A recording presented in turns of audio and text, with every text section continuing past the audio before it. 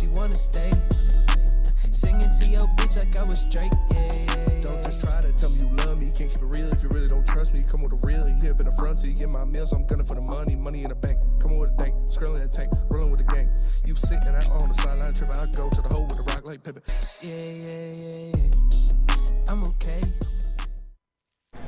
What up, though, everybody, and welcome to the Woodward Heavyweights live on WoodwardSports.com. I am Spencer Raxter. He is Flannel Sam. Of course, we have Chris Platty in the TD booth and JB Smooth on the ones and twos. There he is, the big hat himself. That is crazy. But we're gonna address the elephant in the room first. Yes, I do have a baby face now, and it made me think of a topic because. So Chad, the big boss, is coming in today, and I was looking at myself last night. I was like, all right, I should clean up the beard a little bit. My brothers gave me a beard trimmer for Christmas, and I was very, very intoxicated. And I put on the wrong head to the beard trimmer, and it went way too low, and so I was like, fuck it, and just shaved the rest of it.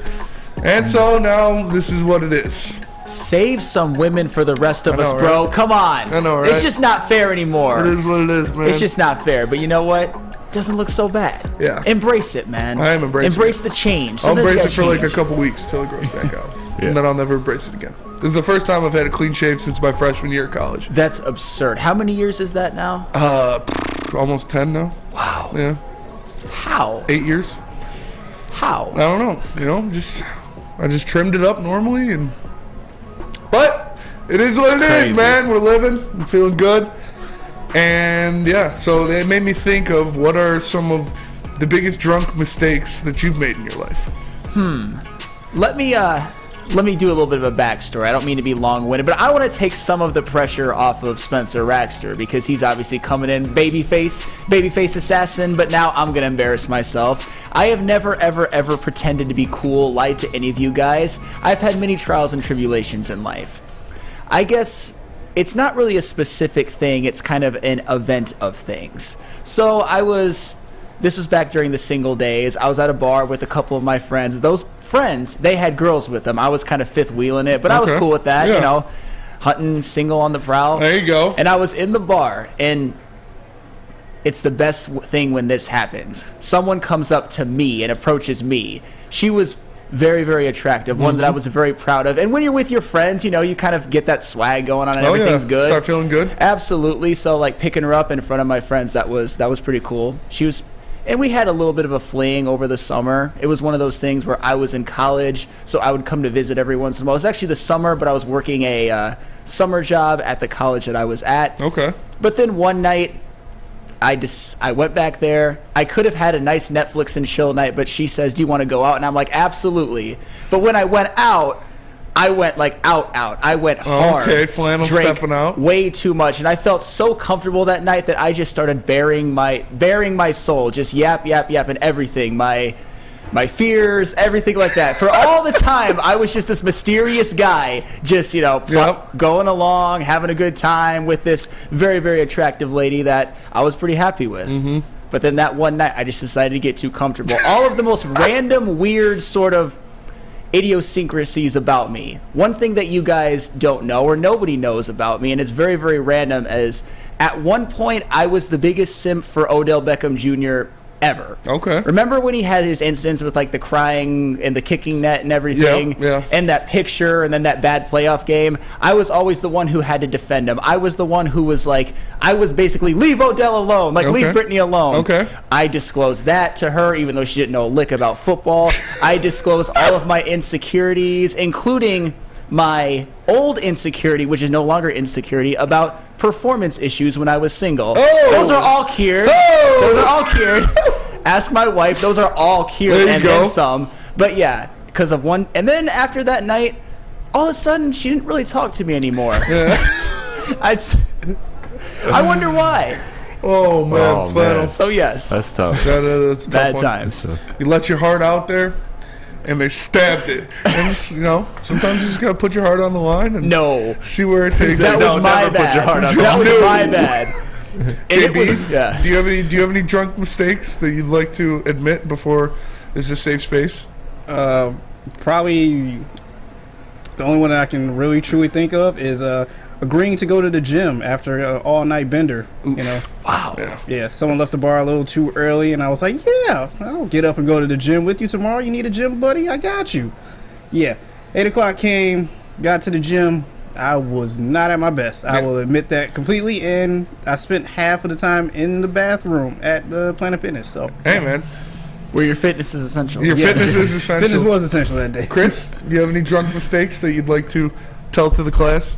Kind of like Flannel Sam. I kind of one time dropped the bag a little bit when it came to a shorty. We were I was having a kickback at my place, and she came through. She's somebody I've known for a while, so things were kind of going that way, and I was lit off Hennessy. I'm not gonna lie. That Hennessy's my go-to drink, so I was super drunk, and I just went on like an epic rant about how great I am. Oh. And just like it was just a full display of my ego, and yeah, she wasn't into that. She wasn't feeling that. Well, Emotional damage. Let me tell Elon Musk how great you are in your elevator pitch. Then, Oh yeah, then that would be great. Elon's cool, but she didn't appreciate the ego. She wasn't feeling it. No, it's everybody has a mistake they made when they're drunk, and mine just so happened to be shaving my face. But it's all right. It'll grow back. It's already grown back. I can feel it a little bit, but we'll see what's going on. I appreciate everybody for voicing their drunk mistakes, Taking the heat off of me, making me feel a little bit better. But now let's move on a little bit. And we saw the NFL awards were announced last night. Patrick Mahomes took home the MVP in almost a unanimous vote. Yeah. Brian Dable was named the head coach of the year, and we actually have the voter getters for head coach of the year. And yes, we do. There are a couple names on there that some people might like to see. There it is. Dan the Man Campbell checking in with one vote. Only one vote. Can you vote for yourself? You can't vote for yourself. Okay. One vote? I think that's...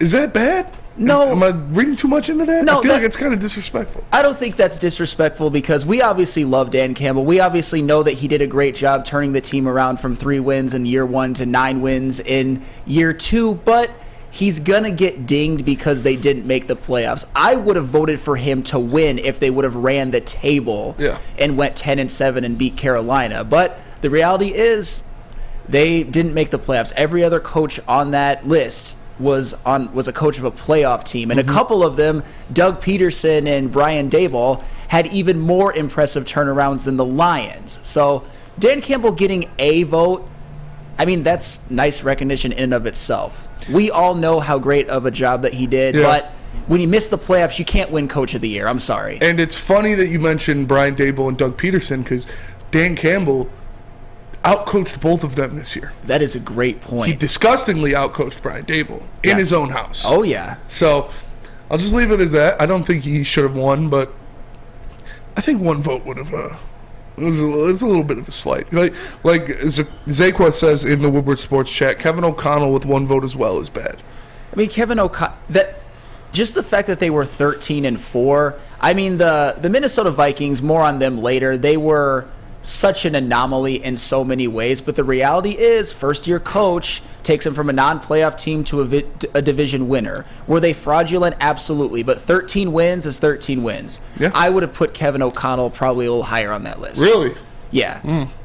I don't know. They were frauds. They were. They're not going to do that next year. Hell no. Would they? How many one-score games did they win? They were 11-0 in one-score games. No team in NFL history will ever do that again. Yeah, that's not going to happen again. But another football news, not NFL news, but football news was put out there. The XFL, as you know, the Rock's XFL, is getting some traction, getting some star power. Might be something people want to watch. When you look at the list of these names here that are going to be participating in the XFL, you've got former Browns receiver Josh Gordon. Stay off the weed. Stay off the weed. Duh. You have former Bengals quarterback and former Rolling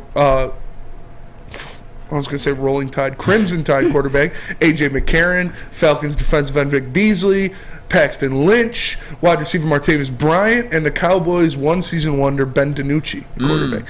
Those are actual names that I might want to tune in to watch. I like Martavis Bryant a lot. I like Josh Gordon a lot. Like, Paxton Lynch sucks, but Yes. I'd tap in to see some of those guys. Yeah, there's definitely 3 names on that list that stand out to me. One, first and foremost, Josh Gordon, a guy who could not seem to stay off the weed or stay out of trouble when it comes to the NFL. But that 1 year that he had in Cleveland, when you talk about one-year wonders, that was one of the greatest and most impressive seasons by a wide receiver I've ever seen. And then he just couldn't get his act together when it comes to abiding by NFL rules. And then Martavis Bryant, we forget when he was on the Steelers, he was a freakish talent. He was. He made some waves. He had a few good seasons, but he was another one, just couldn't stay out of trouble. And Vic Beasley, wasn't he supposed to be the next superstar defensive the second end? coming of, it was, I don't know. These are names that I'd like to see. These are high-quality football players when they played in the NFL, and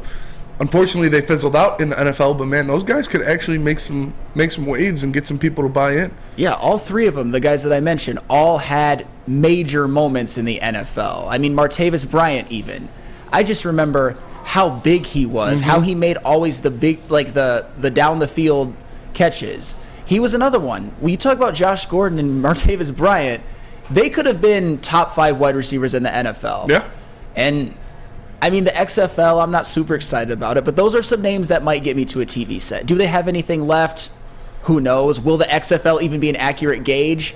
Who also knows? But they're big names. It'll be fun to watch. Yeah. JB, will you be tuning into the XFL at all after you see those names of guys that'll be participating? I mean, I was going to tune in either way regardless, but yeah, those names do add a little credibility to the XFL now. I want to see the huge leap and the change The Rock is going to jump in and make, as it was a couple years ago when the XFL first started under Vince McMahon. So I'm excited for the future of the XFL. I think The Rock definitely has a different game plan and a mentality for what he wants to do. So it'll be interesting to see. It will be interesting to see. It'll be interesting to see. It'll be fun to watch at the very least. When you got names like that, like those are former NFL guys. Those are guys that could have done something if they didn't keep getting in their own way. So I'm excited for it. I mean, I'll tune in and watch. And a quick little stat about Vic Beasley that I just pulled up. In 2016, he had 15.5 sacks. That was his second year. And that was the year that the Falcons went to the Super Bowl and lost. So he was a guy that there was definitely some merit to. He was going to be the next big edge rusher. And he was one of the most valuable players on that team that made the Super Bowl. Maybe the fact that he didn't develop is one of the reasons why the Falcons kind of fell off after that. There are other reasons, but that's got to be one of them. There are other reasons, but that could be a pretty good reason. You lose a talent like that was very promising. It never helps, that's for sure. So we'll see. We'll see what The Rock has cooking up in the XFL, but I'm ready for some real football this weekend. Oh, yes. Super Bowl. Obviously, the Super Bowl is on Sunday with the Chiefs and the Eagles. We're going to be watching it at the Fight Club. You can stream it live on woodwardsports.com. It's going to be very fun to watch. But before we get into all of that, all of the stuff we have to talk about today, Sam Flannel, why don't you tell us about Swiss Insurance? Absolutely. Be sure to check with Swiss Insurance this week for your commercial insurance review. Many businesses choose a January 1st effective date. Swiss can help make sure you have the proper coverage. Swiss Insurance, give us a shot and you won't be disappointed. Email them at mark@swissins.com. That is mark@swissins.com. Love Woodward Sports? Love wearing clothes? Then you should be wearing Woodward Sports clothes. Check out our full line of merch at woodwardsports.com. Just click on shop. We have all your favorite designs, like Dan Campbell kneecaps, Beverly Hills Golf, Woodward Golf, and of course, our own logoed out merchandise. Men, women, infants, kids all love Woodward Sports. Impress your friends. Impress your boss. Impress your dog. Buy Woodward Sports merch today. By now you know me, Christina Gennari, as the obvious choice in real estate. And you know my website, soldchristina.com, as your #1 resource for buying or selling your home. Myself, along with my amazing staff, pride ourselves on making your home buying and selling experience a relaxing and easy one. Come see why we are the obvious choice. Christina Gennari at soldchristina.com, the obvious choice in real estate. Get a shot up. This is for the win. All of Detroit's sports teams live on Woodward. All of Detroit's sports coverage lives on Woodward Sports. Driving the best in Detroit sports coverage. And I will do anything for love. Yeah, I will do anything. anything for love. No, but welcome back to the Woodward Heavyweights live on woodwardsports.com. I am Spencer Raxter. He is Flannel Sam. And, of course, we have Chris Platty and JB Smooth in the booths. We just got done previewing a little bit. We're going to talk a lot of Super Bowl in the second hour. Different things, prop bets, by the numbers, Super Bowl edition, more stuff like that. But the first thing I want to talk about, we had it on the prep sheet last week and didn't get to it, but it's something that I like to have a conversation about because it's fun to have conversations like this when you have this accumulation of young talent in Detroit and you can kind of go back and forth with who's who and who you'd like to see. The question is, we can start with you, Flannel Sam. Yes. Who has the higher ceiling in Detroit, Cade Cunningham or Jamison Williams? Believe it or not, I'm walking on it. I think it's Jamison Williams. Whoa! And here's why. And it's very, very simple. It's the Detroit Lions. And I think Jamison Williams' ceiling is Tyreek Hill. I've never seen a football player look more and play more like Tyreek Hill at any level than Jamison Williams' great season at Alabama. In that one season, he had 79 catches for 1,572 yards, 15 touchdowns on a ridiculous 20 yards per catch, including a 7-catch for 184-yard, 2-touchdown game in the SEC championship game that they won against Georgia. We already know that this Detroit Lions offense was damn good last year. It was top 5 in scoring. But if under Ben Johnson can find a way to really scheme and get the most out of Jamison Williams in the offseason, I think Jamison Williams is a guy that can get 1,200, 1,300 yards next season on 15 to 17, 18 yards per catch. And if he does that and this offense becomes 1, 2, 3 in all of the NFL, Jamison Williams will be the biggest star in the city of Detroit. The reality is, as much as a lot of us love the Pistons, and obviously Detroit loves the Pistons too. They're 11th in attendance even though they have a terrible team. If the Lions are good, if the Lions are in the playoffs, if they win a division, win a playoff game, go to a conference championship, even a freaking Super Bowl, just imagine the buzz that will be in this town. And I think that Jamison Williams has the makings of being the best offensive skill player on this team. I think his ceiling is actually, when we talk about Detroit Lions skill position players who are all-time greats, Barry Sanders, Calvin Johnson, I think Jamison Williams can add his name to that. And with a better run organization, I think that with Jamison Williams, that could also come with more winning than Calvin or Barry ever experienced. Oh! I love Cade Cunningham. I think that he's a guy that showed a ton in his rookie year, especially in the month of March, where he was one of the best point guards in the NBA. I'll die on that hill.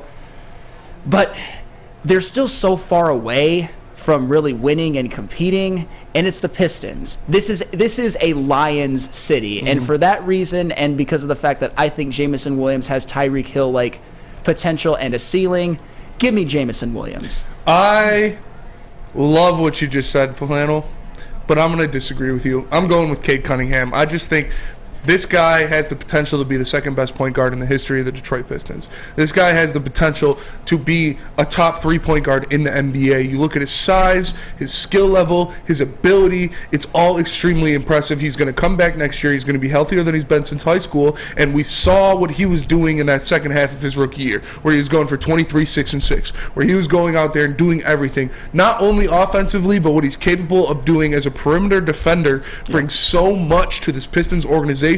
His leadership already is tangible. You see it on the bench. You see it happening.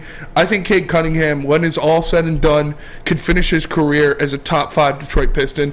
And this is something that I am so excited for. This is something that I need in my life because I love the NBA so much. I love the Detroit Pistons so much. Cade embodies a lot of what we love about the Detroit Pistons. He's not going to go and talk in the media and say all this stupid shit and do random things with his hair and dress like an idiot and go to France like Jalen Green did. He is about his business. He is about the grind. He is about the hustle. He is a mild-mannered guy who's going to go out there. He's going to give you buckets, and there's nothing you can do to stop it. I think Cade Cunningham has unlimited potential that is going to be tapped into when he comes back.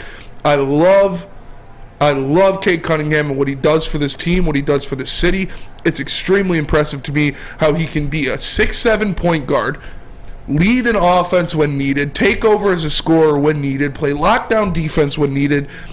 I think this guy is something special, and I think he is going to prove that he is special, and he will, like I said, he has a limitless ceiling. His ceiling is the roof, and this guy is just going to go out there and at his peak will be a top 3 point guard in the NBA. You know what's funny, Spence? I agree with every single thing you just said, but I would still go with Jamison Williams having the higher ceiling. And what does that tell you about the potential of these teams going forward? I mean, we already see it with the Lions. They were 9-8 last year. They were this close to making a playoff spot, and their offense was the biggest reason for it, being top 5. And Jamison Williams was pretty much a non-factor. I think that when it comes to Jamison Williams, one thing that you're going to see next year that you didn't see at all this year is that Jamison Williams can run every single route in the tree. He's the type of guy that can is comfortable going down the middle, can catch one of those, and Jared Goff has proven he can throw those passes effectively and take them to the house. Yeah. And I just think with Jamison Williams, he's going to be that Ferrari. He's going to be that guy that takes this offense from being potentially top 5 to borderline, like, Kansas City Chiefs-esque, although they don't have the Patrick Mahomes at quarterback, but Tyreek Hill was on the Chiefs for a while. But yeah, everything you said about Cade Cunningham is true. I think they're both going to they might be the 2 biggest superstars in the entire city in the next 4 to 5 years. I wouldn't doubt it.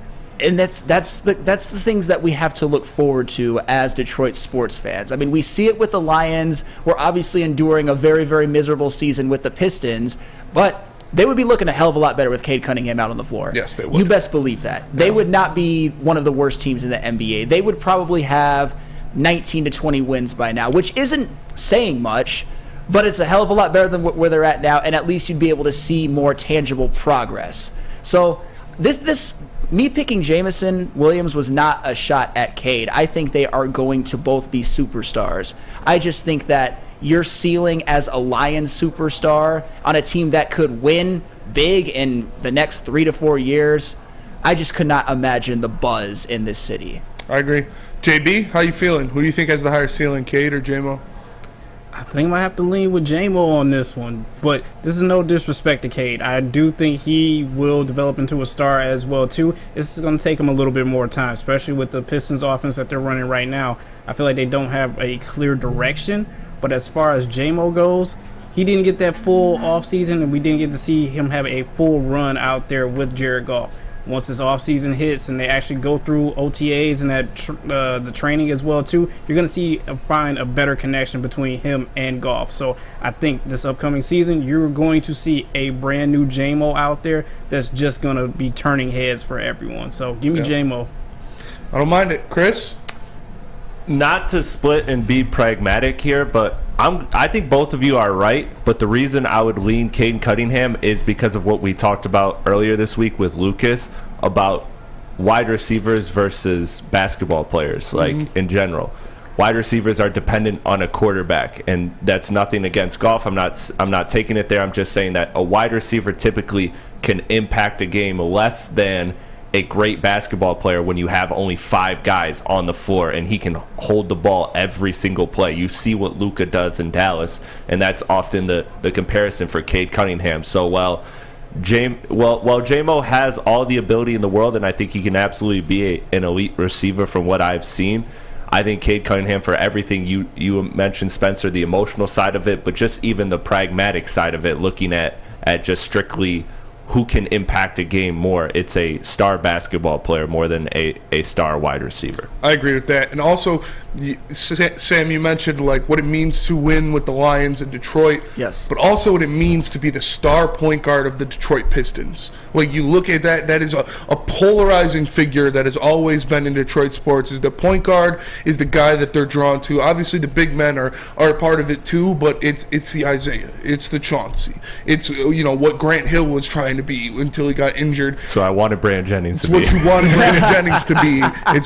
It's what Cade Cunningham will be. Is that electric point guard and just snatch the soul of the enemy, snatch the soul of the community in a good way. And like I said, he does everything right.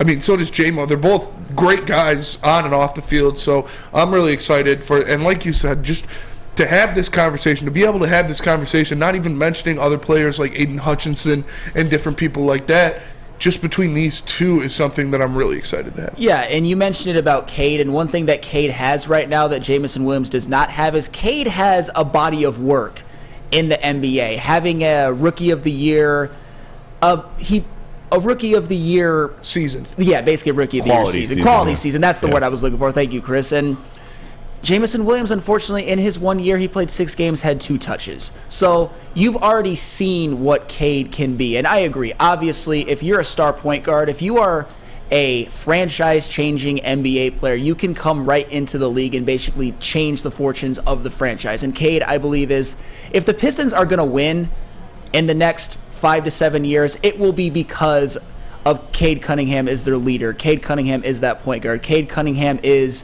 one of the best point guards in the NBA moving forward. So on that hand, I get it. I completely understand why you guys say Cade Cunningham. The Lions factor, the explosion factor with Jamison Williams, the fact that I really do think that he has Tyreek Hill potential. That's his comparison to me. You can't deny that. But what if Cade Cunningham, like you said, is that top 3 point guard in the NBA, is a guy that can lead the Pistons to the playoffs, then the conference finals, and maybe a championship, and Jamison Williams is that Tyreek Hill level burner, that difference-making wide receiver?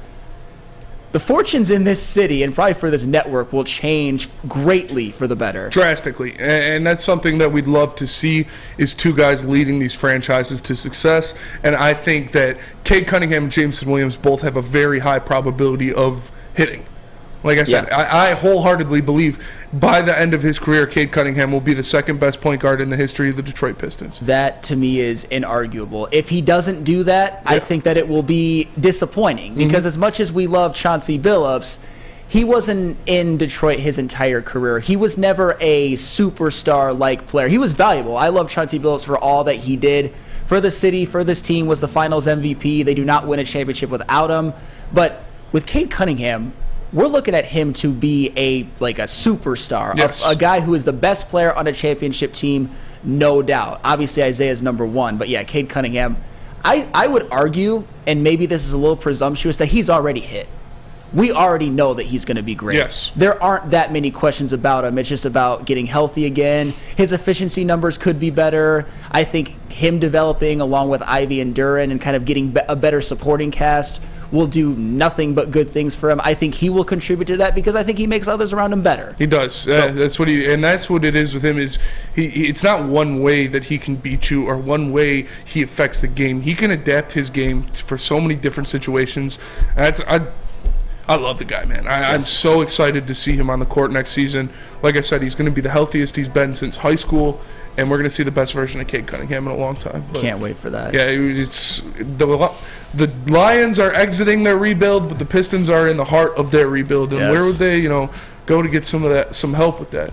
Well, I don't know if you would go there, but if you have a bog project, you definitely got to go to Alta, because at Alta, uptime matters. Alta Equipment has everything you need to get the job done. That aforementioned bog project, which I know everyone here has had a time or two in their life. If you got one, Alta Rent has you covered. Call them today at 844-GO-TO-ALTA. That's 844-GO-TO-ALTA. Woodward Sports loves sports, and we also love to party. Join us for the big super party. Wait, we can't say super. We really can't say come join us at our super party on Sunday, February 12th, from the only place that can handle a Woodward Sports super party.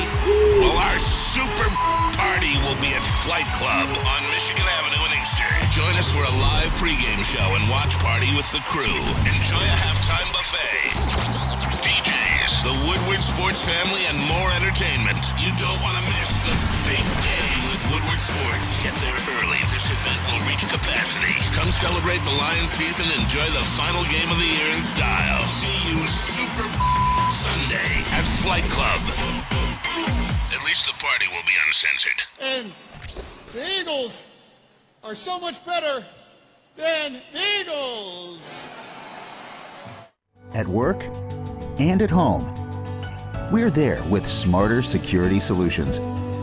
featuring complete automation with customized alerts and more. For over 90 years, we've been the company that's been counted on to protect what matters most, all with personalized service and care. Right now, for a limited time, receive a free video device plus free installation with a new home system. Guardian Alarm. We protect Michigan.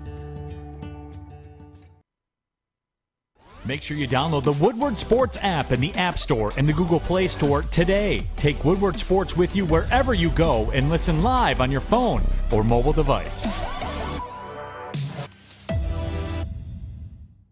What up, though, everybody, and welcome back to the Woodward Heavyweights live on woodwardsports.com. We just got done talking about a great little debate that I was really happy we have to have about who has a higher potential or ceiling in Detroit, Cade Cunningham or Jameson Williams.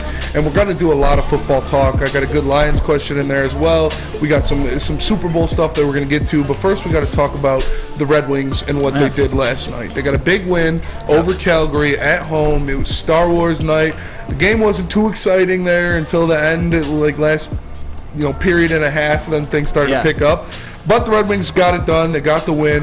Philip Zadina had the game-winning goal, his first goal of the season.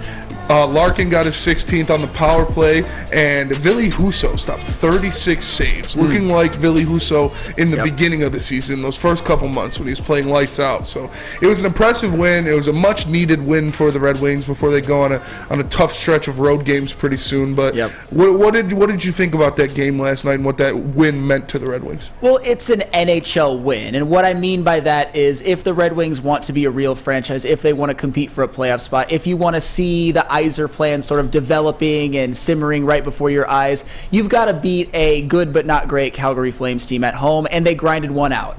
Like you said, Dylan Larkin had a goal. Philip Zadina, back from the dead, back from injury, scored the game-winning goal, which was incredible that a guy like him who has had such a disappointing career can come back and have such a big moment. First game back, he gets his first goal. Yeah, absolutely. It's one of those home wins that they just absolutely have to have. And then they have to parlay that, obviously, into beating Vancouver at home on Saturday. This is the stretch of the year where you can't let those ones slip away, like against Calgary, against Vancouver, and Ville Husso, too. That save percentage last night.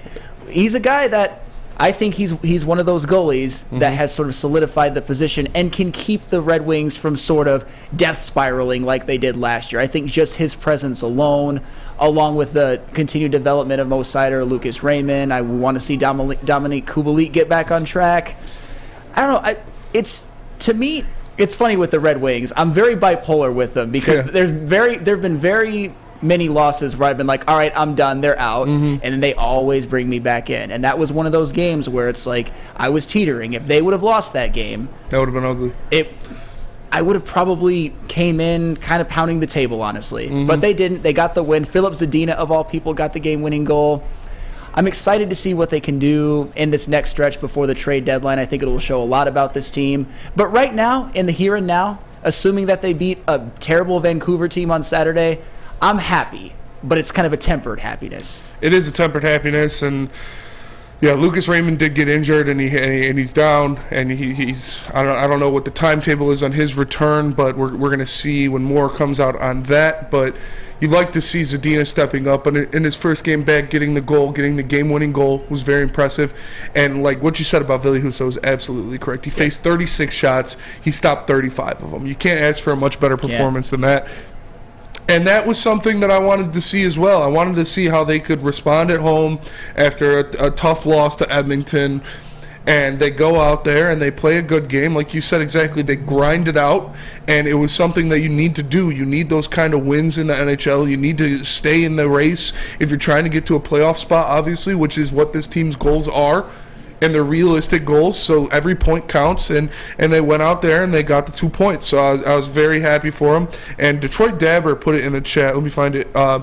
He said the tie before the second intermission was huge, and it was. It was. You saw it on Larkin's face when he scored, how elated he was not only to score, but to tie the game up in the last minute of the period, getting that goal, getting his 16th goal. He's been playing very well this year, and it meant a lot for the team because it did feel like they weren't getting a lot of chances at the net. They weren't getting a lot of too many grade A scoring chances, but they got one. Larkin made a beautiful move. He put it in the back of the net, and they tied it up with like 6 seconds to go. Yeah, And Dylan Larkin, if you want your $9 million a year contract, keep making plays like that. Yes. Because that's some captain shit right there. That's some, I'm not saying he is one, that's some 1C level shit right there. That is a big play, and it's demoralizing for the Calgary Flames. It was, and you could see how in the third period, obviously the Red Wings owned it. They got the game-winning goal, and they got the win. I think what this game could parlay into is a very, very big stretch for both the Red Wings and for Dylan Larkin. They have 11 games before the trade deadline, 4 at home, 7 on the road, including a West Coast trip, which is always difficult. I'm looking for the double 15-11. Let me explain. I want the Red Wings as a team to get 15 points in the next 11 games. I think that will firmly keep them in a playoff spot. I think if they get that, their position in the standings will be looking a hell of a lot better than even it does now. And how about if you're Dylan Larkin, if you want that deal that you asked for, if you want that $9 million a year, if you want all of Steve Yzerman's love and trust and faith, go out and individually score 15 points in the next 11 games. That is some 1C level shit right there. Like I said, I don't think he is a 1C, but he is a guy that I think can be a very, very valuable piece, definitely a 2C on a Stanley Cup winning team. And to me, the Red Wings and Dylan Larkin have a lot that they can prove up until the trade deadline, because if they sort of death spiral, then I don't know if Steve Yzerman is going to be looking to get a deal with Dylan Larkin, honestly. I agree. It is a very important stretch of games for not only the team and the season, but for Dylan Larkin, his future with the Detroit Red Wings and what's going to happen with that center position. And I know we all, as fans, want to see Dylan Larkin on the team. We want to see the hometown kid, the guy who's worn the C, who's done it well, who's made plays, who's had his best year last year and having a better year this year. So it's something you want to see happen, but at the end of the day, it's a business. We don't know what Steve Yzerman's going to do, but what he is going to do is going to be in the best terms and the best image of the company, the best image of the franchise, what is best for this team. And if he doesn't believe that giving Dylan Larkin that much money is what's best for the team, he's not going to do it. I do believe they're going to reach a deal. I haven't been worried in this process at all, really, that they're not going to reach a deal, because I do feel like they're only $1 million a year off. They can mend fences, get to the middle, do something like that. And Dylan Larkin is very important to this team and to this city. So I know Steve Yzerman knows that. I know he believes that, and I have a good feeling that he's going to be back with the team. But, if we get to 5 days left before the trade deadline, there's still nothing done, I might start getting a little nervous. Oh, of course. I mean, we all want Dylan Larkin on this team. I mean, he's been, over the past 5 years, one of the biggest stars in the city of Detroit. That's more saying about how paltry the city of Detroit sports has been. But still, Dylan Larkin has been a very, very important piece, kind of a face for Detroit, a Michigan alum, doing some damn good things with the Detroit Red Wings. I just think that with what he's asking, I wouldn't necessarily pay him $9 million a year. I don't know how comfortable I would feel with that, but I'd feel a hell of a lot more comfortable if he could sort of, I wouldn't say save the season, because I don't know how much you can do that as an NHL player, especially one who's not a superstar like Dylan Larkin, but play like a superstar right now. I don't know if they necessarily have playoff aspirations, but with every win, the playoff hopes keep getting greater. And if they can get 15 points in the next 11 games, which is pretty daunting. They got 7 road games. Yeah, they have road games. They have tough road games coming up, too. It's not a cakewalk. Tough home games, too. Tough home games, too. So they're going to need to get all the points they can. They're going to need to stay in that race, because Florida's coming. Those other teams are coming, and it's not easy in this division. It's not easy for the Red Wings to. You can't just fall off and not get points in games you should. If you want to make the playoffs in this division, you have to go out there and take things. So I like the 15, 15, and 11. I do like that plan a lot. I think that would put both the Red Wings and Dylan Larkin into a great position going into the trade deadline, and something that I don't want to say is believable or like, they could easily do that, but it's something they'd have to fight to accomplish. But I do think it's something achievable at the very least. Yeah, I mean, those are lofty goals, obviously, but you know what that means. It means that their season is firmly on the line this Saturday at noon at LCA. Yeah. And I hate to kind of put too much into one game, but they've got a tough stretch coming up. They've got a West Coast trip. Their next 3 home games after that are the Rangers, the Lightning, and the Seattle Kraken, all playoff teams. they got to beat the Vancouver Canucks. If they don't, I will be coming in here pounding the table on Monday depending on how the Super Bowl goes, I wouldn't care as much. But you know what I mean. Just on that moment at that day, I would probably just say playoffs just not the year for the playoffs. It is a must-win game. It 100%. Is a game that playoff teams win when you have a less talented team come into your arena. You need to take care of business and get 2 points, no question. And that is something that the Red Wings need to accomplish. And I think they will. I think they're going to take care of business. I think that since the All-Star break, I don't know what happened, but they're playing harder. They're playing tough. Like you said, even against Edmonton, it was close. Yeah. They just had terrible puck luck in that game. They couldn't push one past the goalposts. But in this game, like you said, they grinded it out. They got there. It was against a Calgary team that's not great, but they're not bad either. So it was a tough, gritty win, and you need more of those if you expect to make the playoffs in the NHL. Yeah, that's why I called it an NHL win, a win you just have to have. Speaking of the Red Wings, just one quick question for you, Spenmo Rax. Mm-hmm. Can Filip Zadina actually be a real NHL contributor on this team long term? I think he can. I think he is a guy that can pack a scoring punch, and depending how you use him, I think he can be someone who gives you 20 goals at least. He's a guy that can go out there, if he's healthy and plays the season, can give you 25 goals. So that isn't something that you just find on the street. That is something that would be important to a team, that he can be a solid third liner if you really want him to be, even though he's supposed to be playing top 6 minutes if you're that kind of draft pick and where he was.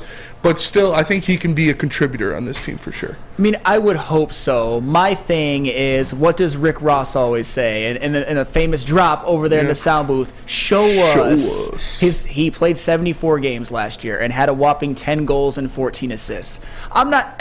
By the numbers, by the draft position, Filip Zadina has been an absolute disaster, a bust, a complete and utter bust. What's crazy about the NHL, with how much depth you need, in year 5, you can still get a game-winning goal and a huge win.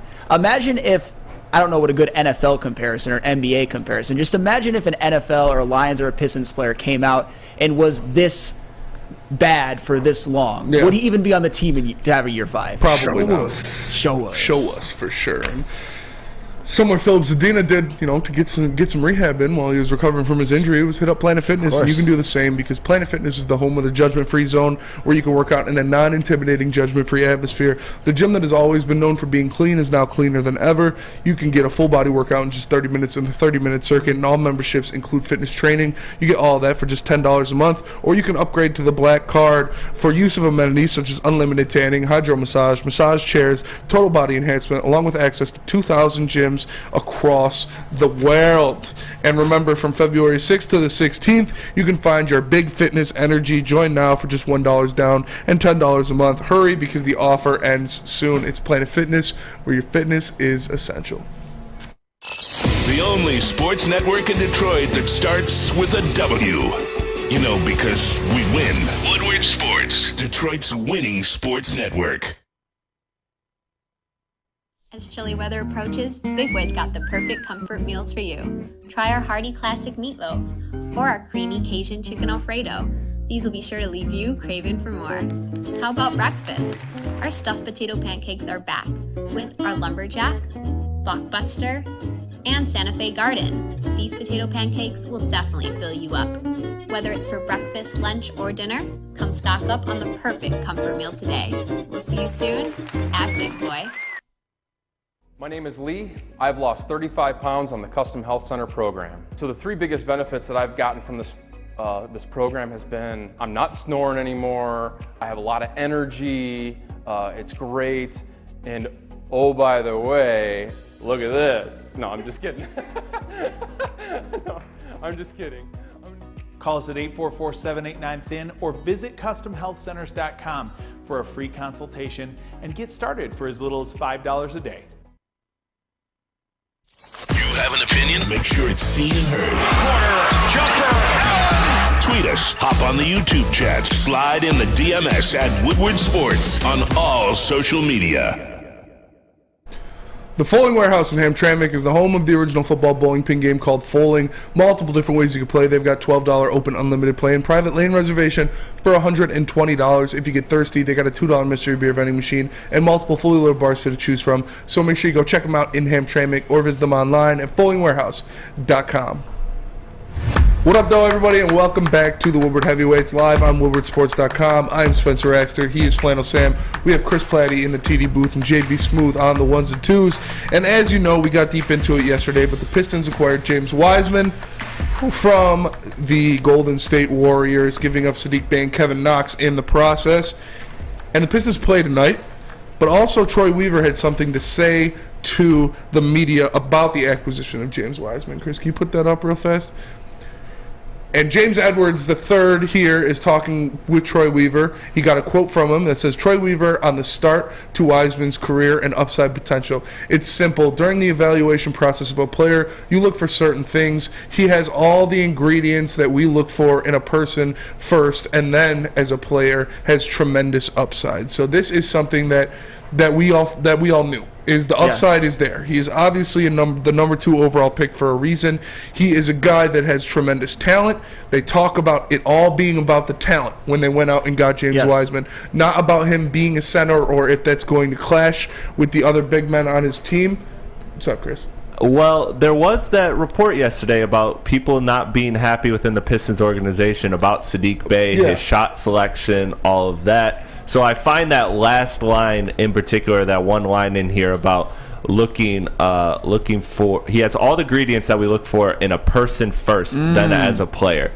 So I feel like that is a very intentional thing by Troy to make that statement. I mean, he's made that statement before, so it's not totally out of pocket. He's always talked about character through his whole tenure in the Pistons. But I think that shines a light on that report yesterday that we heard that people within the Pistons organization were not happy at Sadiq Bey's shot selection and how he was playing basketball. Shots fired, right? Yeah, that's for sure. You know, it's something that, we talked about it yesterday about what he said about Sadiq Bey being somewhat of a black hole on offense, not passing the ball, not having good shot selection. And he talked about James Wiseman having the pieces, having the intangibles, being a great person and being a great player. So I'm excited. I don't know if he's going to play tonight. I would be surprised if he played tonight, but we'll see. We'll see what goes on with the Pistons, and when they drop their starting 5, we'll see if he cracks the roster. I would give anything in the world for James Wiseman to start this game tonight against whatever the hell it is that San Antonio is going to put out in this game. I'm going to read you a list. Keldon Johnson, out. Devin Vassell, out. Trey Jones, out. Josh Richardson, traded. Jakob Poeltl, traded. Jeremy Sohan, out. The 2 best players playing for the San Antonio Spurs tonight are Doug McDermott and Zach Collins. If you want to get James Wiseman acclimated into the offense, get him feeling confident, get him minutes, which he wasn't getting against the Golden State Warriors, have him go out there and play in a game in which the Pistons, for very few times this season, should win by double digits. I firmly believe that. Whatever the San Antonio Spurs are putting out there, that's a G League team. And they're one big guy who could maybe give mark James Wiseman to Zach Collins, and I don't think that can happen. Zach Collins is a guy who I actually like his potential, but he's always hurt, and he's never really done anything in the NBA. So, to me, I want James Wiseman starting tonight because I think that he could start off his career in Detroit with a double-double, with a game in which he gets maybe 17, 10. I mean, I know that sounds crazy for a guy like James Wiseman who hasn't proven much, but against this team, get your confidence going, man. Don't hold him back. Get him feeling good, because obviously that is something he struggled with in Golden State. He was drafted to a team that ultimately didn't really want him or need him. I think James Wiseman can play. I think he showed enough in his rookie year. And even just watching some of the highlights, I know, Spencer, you posted something on Twitter. Thinking about him next year with Cade Cunningham in transition, it's got the britches altered a little bit, because that man can run the floor. That man is long. That man can finish at the rim. He is a gazelle. I mean, when you look at him, and I know it's a cliche, but he runs the floor like a deer. I know that he's had some knee problems, which at this age, I don't think that's impacted his mobility. I want James Wiseman playing tonight. I want him dominating tonight against this G League San Antonio Spurs team, and I expect the Pistons to win by double digits. And on this Pistons team, you never say that. So get James Wiseman feeling good and acclimated right away. I agree. I want to see him out there. I want to see him get a crack at a team that he doesn't have to worry about like playing too hard against, as bad as that sounds, because this is a terrible, terrible roster that the Spurs are putting out there. They're really trying to out-tank the Pistons, but I'd like to think that he could go out there and even have success against good teams, because he does have the talent, he does have the size, he does have the athleticism, he does have that mobility that you've talked about. So I'm excited to see him in the start of his Pistons tenure, to see what he can do. I still don't know if he's going to be playing tonight. I saw somebody in the comments, John Jones in the Woodward Sports chat says, I think he'll start against the Raptors on Sunday, but he thinks he'll be playing tonight. So at least if he gets some minutes, put him out there. I would love to see him out there for all the reasons I just mentioned. I also believe that James Wiseman has a chance to make impact against good teams. I also acknowledge that the Pistons can win this game without James Wiseman. This is a game, one of the rare games where they're going to be favored. I mean, the San Antonio Spurs are 14-41 on the season with Keldon Johnson and Devin Vassell playing a bunch of games. This is a G League team. Yeah. But, yeah, I mean, I want to see him have some success and some confidence right away. He's been sort of maligned. Even a lot of Pistons fans and those in the media are like, James Wiseman, why the hell did we get James Wiseman? We didn't get enough for Saddiq Bey. I want James Wiseman to right away prove a lot of the doubters, not necessarily wrong, but show them something, show them what he can be. And I think this is a perfect opportunity for him. I'd love to see it. Yeah. How do you feel, Chris? Sorry, I was trying to look up and see if I could get any confirmation that he was playing tonight. I haven't found any yet. They haven't said anything yet. I'll kind of keep an eye out for it if I can throughout the show. But yeah, I would love for him to start this game. This would be a great game for him to start for all the reasons you guys said. I find myself, again, as the dust settles, buying into it more and more. Still don't necessarily love the positional fit, but I do love the upgrade for talent, or the swing for potential, I should say, with this trade. Because, again, Wiseman has a much higher value than Saddiq Bey, and long-term, if he ends up hitting, that could just be another trade asset. But it's just funny because it all comes back to Troy Weaver and that quote he had, I believe it was last year, about keep making the jokes about centers. I do love centers. You know, everybody always makes jokes about the Pistons' tenure and how Troy Weaver, all he's done is collect centers like they're infinity stones. But he really is looking for that long-term fit up front, and I think that between Jalen Duren and Wiseman, I'll be very curious to see if it fits. It'll all come down to how they fit defensively and offensively, but particularly defensively. Wiseman has got to figure out how to either A, defend on the perimeter, or B, defend at the rim. And if he can do one of those, Underdog NBA tweeted that James Wiseman won't make his Pistons debut Friday. Well, I mean, that's unfortunate. It's expected. Yeah, it is expected. It would have been a stretch to see him play in this game. I would have loved to have seen it, because I think this is one of those games. I know it's not going to tell us much about the future, where having Jalen Duren and James Wiseman on the court at the same time would actually be beneficial. What did the Spurs just do? Trade away their best big man, Jakob Poeltl, and Zach Collins. Do you think that he is going to be a match for both Duren and Wiseman? The Spurs have no size. They have no talent out there tonight. So I wanted to see it. I still have hope that James Wiseman is going to be a good piece, and that a lot of people who weren't a fan of this trade have to eat some crow. Yes. And I think a lot of the people who weren't fans of that trade would like to eat that crow, because James Wiseman hitting his ceiling, or even hitting something a good fraction of his ceiling, would only help the Pistons. And boy, he does have limitless potential. And like I said, he has showed some things. It's not like he's never played. But has he shown enough so far? Absolutely not. Absolutely not to say he's at his potential or where it's at. But we'll see. We'll see what happens. Obviously, the story is yet to be written about the tenure of James Wiseman for the Detroit Pistons. Hopefully that will be on Sunday when they play the Raptors. But we're going to see. I think he'll have a good career here. I think he can kind of reclaim some of the things that he lost. He's going to be more comfortable here, I'd think say. so. At least, it takes some of the pressure off you when it's not the team that drafted you second overall, when you're not in the middle of one of the best dynasties that the NBA has ever seen. That is a lot of pressure for a young man coming in to try to get his own. But we'll see. We'll see what's going on with James Wiseman. Hopefully he can turn it around here in Detroit and get the best out of his career. But if he doesn't, I'm going to need someone to talk to because I can't take any more Pistons losses. Oh, man. You and me both, pal. Good thing we got the place for it. That is the Sports Marketing Agency, or SMA. SMA helps spread awareness about mental health and substance abuse. Their new podcast, This is the S Word, helps fight the stigma about seeking help. So if you or someone you know is struggling, make sure you head to thesportsma.com and get the help you deserve. 3 NBA championships. Detroit fans were there. 11 Stanley Cups. Detroit fans were there. 4 World Series wins. Detroit fans were there. And that one Lions playoff win in 1991. Yeah, Detroit fans were there. Woodward Sports, where the fans are. Introducing the Planet Fitness Guide to getting that post-workout glow. Step 1, what's your why? More epic energy, better sleep, blow off steam? Step 2, join Planet Fitness for just $10 a month and get moving in our clean and spacious clubs. Step 3, bask in that post-workout glow. Join Planet Fitness today for just $10 a month. Join today at any of the 50-plus Detroit area locations.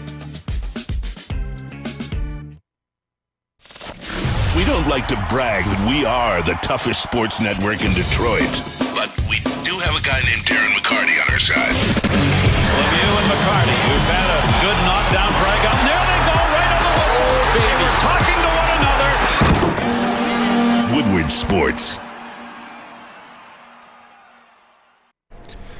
The Monroe Street Midway has swapped out roller skating, basketball, and mini golf for a giant Arctic slide, winter bumper cars, an indoor arcade, and puck putt. With free entry to the site, you can enjoy a variety of new activities aimed at creating an exceptional winter experience for everyone. Get to the Midway this winter to enjoy tasty treats and make magical memories during the winter season. Those tasty treats include, but are not limited to, burgers, pierogi, homemade chili, chicken sandwiches, mac and cheese bites, plus gluten-free and vegan goodies, so everyone has something to eat.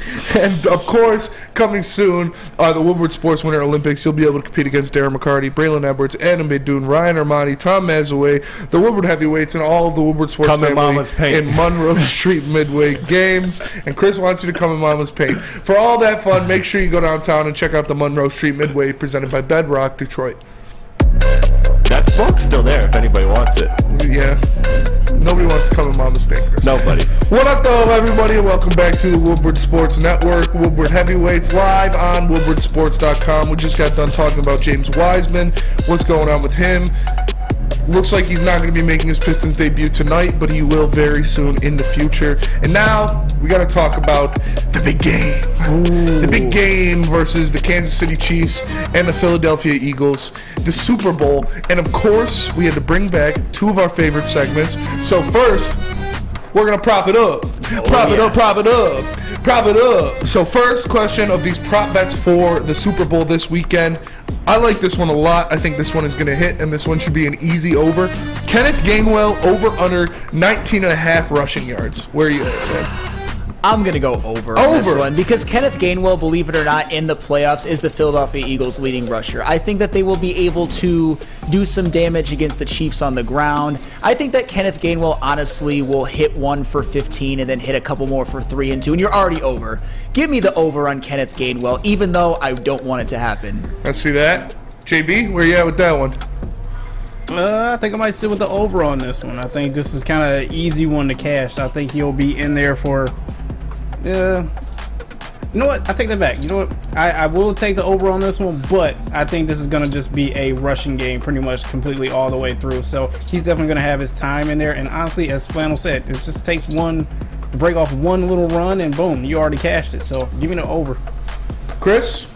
Ooh, this is a guy I've put a lot of film work on. This is somebody that I've had my eye on for a while. So knowing him as well as I do, I know that this game, he's definitely going to go over. No question about it. Over. I'm going over as well. I think Kenneth Gainwell, it's 20 yards. Yeah. He could pop one and get a 20-yard 100%. carry. And he looked pretty good in their last game against the 49ers. So give me the over on Kenneth Gainwell, 19.5. So he plays for the Eagles. Nice. He does play for the Eagles. All the film work you did, you couldn't gather that? No, I was focused on, the foot speed and all that. That's fair. Watching the cleats. Not looking at the jersey, looking at the cleats. I like it, Chris. Very in-depth analysis. Next up. Thank you. Travis Kelce over under 79.5 receiving yards. Do I even have to ask, Flannel? Smash the over on this one. Travis Kelce is the greatest tight end who has ever played NFL football, and when it's all said and done, he will be known as a top 5 pass catcher to ever play NFL football. And do you know when he does his most damage, where he even elevates his game above what it is in the regular season? The playoffs, because he is second in playoff receptions to Jerry Rice, second in playoff receiving yards to Jerry Rice, and tied for second in playoff touchdown catches with Rob Gronkowski to Jerry Rice. So playoffs is where he shines the most. Patrick Mahomes, I think, is going to sling it all around. And his favorite target, the one true superstar pass catcher that he has, is Travis Kelce. Give me an alternate spread of 111.5. Over. Oh! To the moon! Oh! All right, JB, we know where Flannel Sam stands. 79.5 receiving yards for Travis Kelce. I mean, he's the only receiver out there Patrick Mahomes even sees, so it's kind of pointless. Of course, I'm taking an over on this one. I think he's going to go out there and he's going to try to show up his brother on the opposite side. Give me the over on this one, easy. All right, Chris? Under. This dude's a bum. Nah, I'm taking the over. This guy's the real deal. Yeah, I'm taking the over as well. I think it's pretty low, honestly. 79.5. The guy's going to break 100 for sure. I'm surprised. And let's keep this Travis Kelce train rolling. This is another one that pretty good value of something that really reasonably could happen.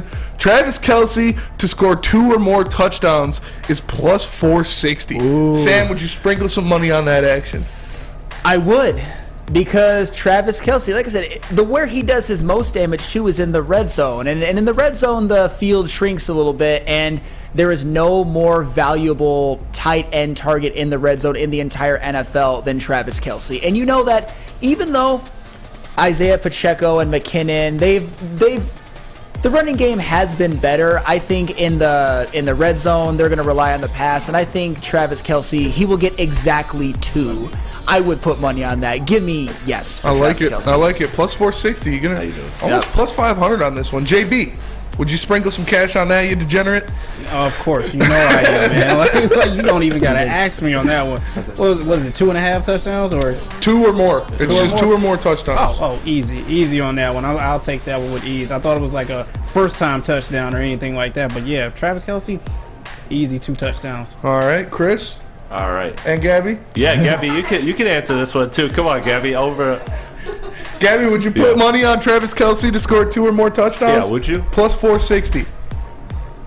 No. No? No. No. Chris, where are you at? Gabby doesn't speak for me. I'm putting the money on it. Let's go. I'm putting the money on it. I like it. I would too. I would sprinkle a little money on that. I think plus 460 for that is, again, we talked about it. This guy is the only target on the field for Patrick Mahomes. Like, you think he's going to throw the ball to the sky more during the Super Bowl? No, probably not going to happen. Certainly not in the red zone. Speaking of which, Patrick Mahomes, Sam Flannel's man crush, the man he idolizes. Patrick Mahomes, over under 294.5 passing yards. Flannel, I don't even know why I'm asking you, but please let me know. He'll have over 350. Oh, give me whatever alternate spread that you can give me. And you know why? Because Patrick Mahomes, he has done everything that you can possibly do as a quarterback in just 5 seasons, except have a dominant Super Bowl from start to finish. He had one good fourth quarter in their win against San Francisco in 2019, but otherwise wasn't very good, and obviously he had no protection. But in the 2020 Super Bowl, where they lost 31-9, he only led them to 9 points, and that's not acceptable no matter what. This is the game where he finally has that dominant Super Bowl, where he is the no doubt MVP, where he just slings it around. I think the Philadelphia Eagles will be able to limit the run with Pacheco, kind of like the Cincinnati Bengals did last week, and it will be all on Patrick Mahomes. I said 350. What was your original number? It's 294.5. All right, definitely 294.5. But yeah, he's going to get over 350, no doubt about it. All right, JB? 294. Keeping the under on this. Oh! How you feel about that one, Flannel? I'm taking the under on this. You're fired. No, I'm kidding. You have little faith. Not to say that Patrick Mahomes can't get there. I just think he'll be slightly under. So it'll probably be like 290 or 289, somewhere around that range. Not to say he won't get to 300, but I'm just shooting for an under on there. 289 for me. That's fair. Chris? Why are we doing this? Over. 294.5, you got to go over. They're going to throw the ball. I understand Isaiah Pacheco has looked very nice, but they throw the ball with Patrick Mahomes. That is the Kansas City Chiefs offense. I love it. Next up, Jalen Hurts, over-under, 49.5 rushing yards. I am going to go under with this one. I know that in the NFC Championship game, I don't know if he was injured, but he definitely wasn't 100%. That more limited his passing. He did not look right throwing the football, but he did do some things on the ground. But still, 49.5. There's only one ball. Miles Sanders is going to have to get his carries. Kenneth Gainwell, Boston Scott. I think that Jalen Hurts will have somewhere in the 20s or 30s. Give me the under on this one, and no, that is not just wishful thinking. Yeah. JB, 49.5 rushing yards for Jalen Hurts. I'm taking an under on this one as well, too. All the receivers out there are going to be hungry to try and beat up on this Chiefs defense, so I think Jalen's going to sit back there in the pocket and just sling it. So taking the under. Okay. Chris? Rushing yards for Jalen Hurts? I'm going under too. I just don't like it. I feel like he's been playing hurt this whole playoffs, and I feel like this is the one game where he's going to be kind of limited to being in the pocket and have to win that way. So I'm going under. I'm going over. Give me the over. This guy is what he does. It's the Super Bowl. It's what got him there. There's nothing holding in the tank. You got to leave everything on the line in the Super Bowl. Give me the over. He's over 50 easily. Next up, Isaiah Pacheco, over under 46.5 rushing yards. I hate to say this, but I'm going to go under with this one. The running game against the Cincinnati Bengals was a complete non-factor. A lot of that game had to do with Patrick Mahomes just going God mode and playing hero ball, although he had that one terrible turnover. But he was the reason why they won that game. Their running game gave him nothing, and I don't think that's going to change. I think this is going to be that. When you talk about Patrick Mahomes' legacy, this game coming up will be what it is most known for, even though he's already accomplished so much, that dominant Super Bowl. I think the running game will be neutralized, and they also have Jerick McKinnon. So to me, I expect Isaiah Pacheco to have something like 14 carries for 39 yards or something like that. I don't trust that running offense. Yeah, that's fair. JB, 46.5 for Isaiah Pacheco on the ground.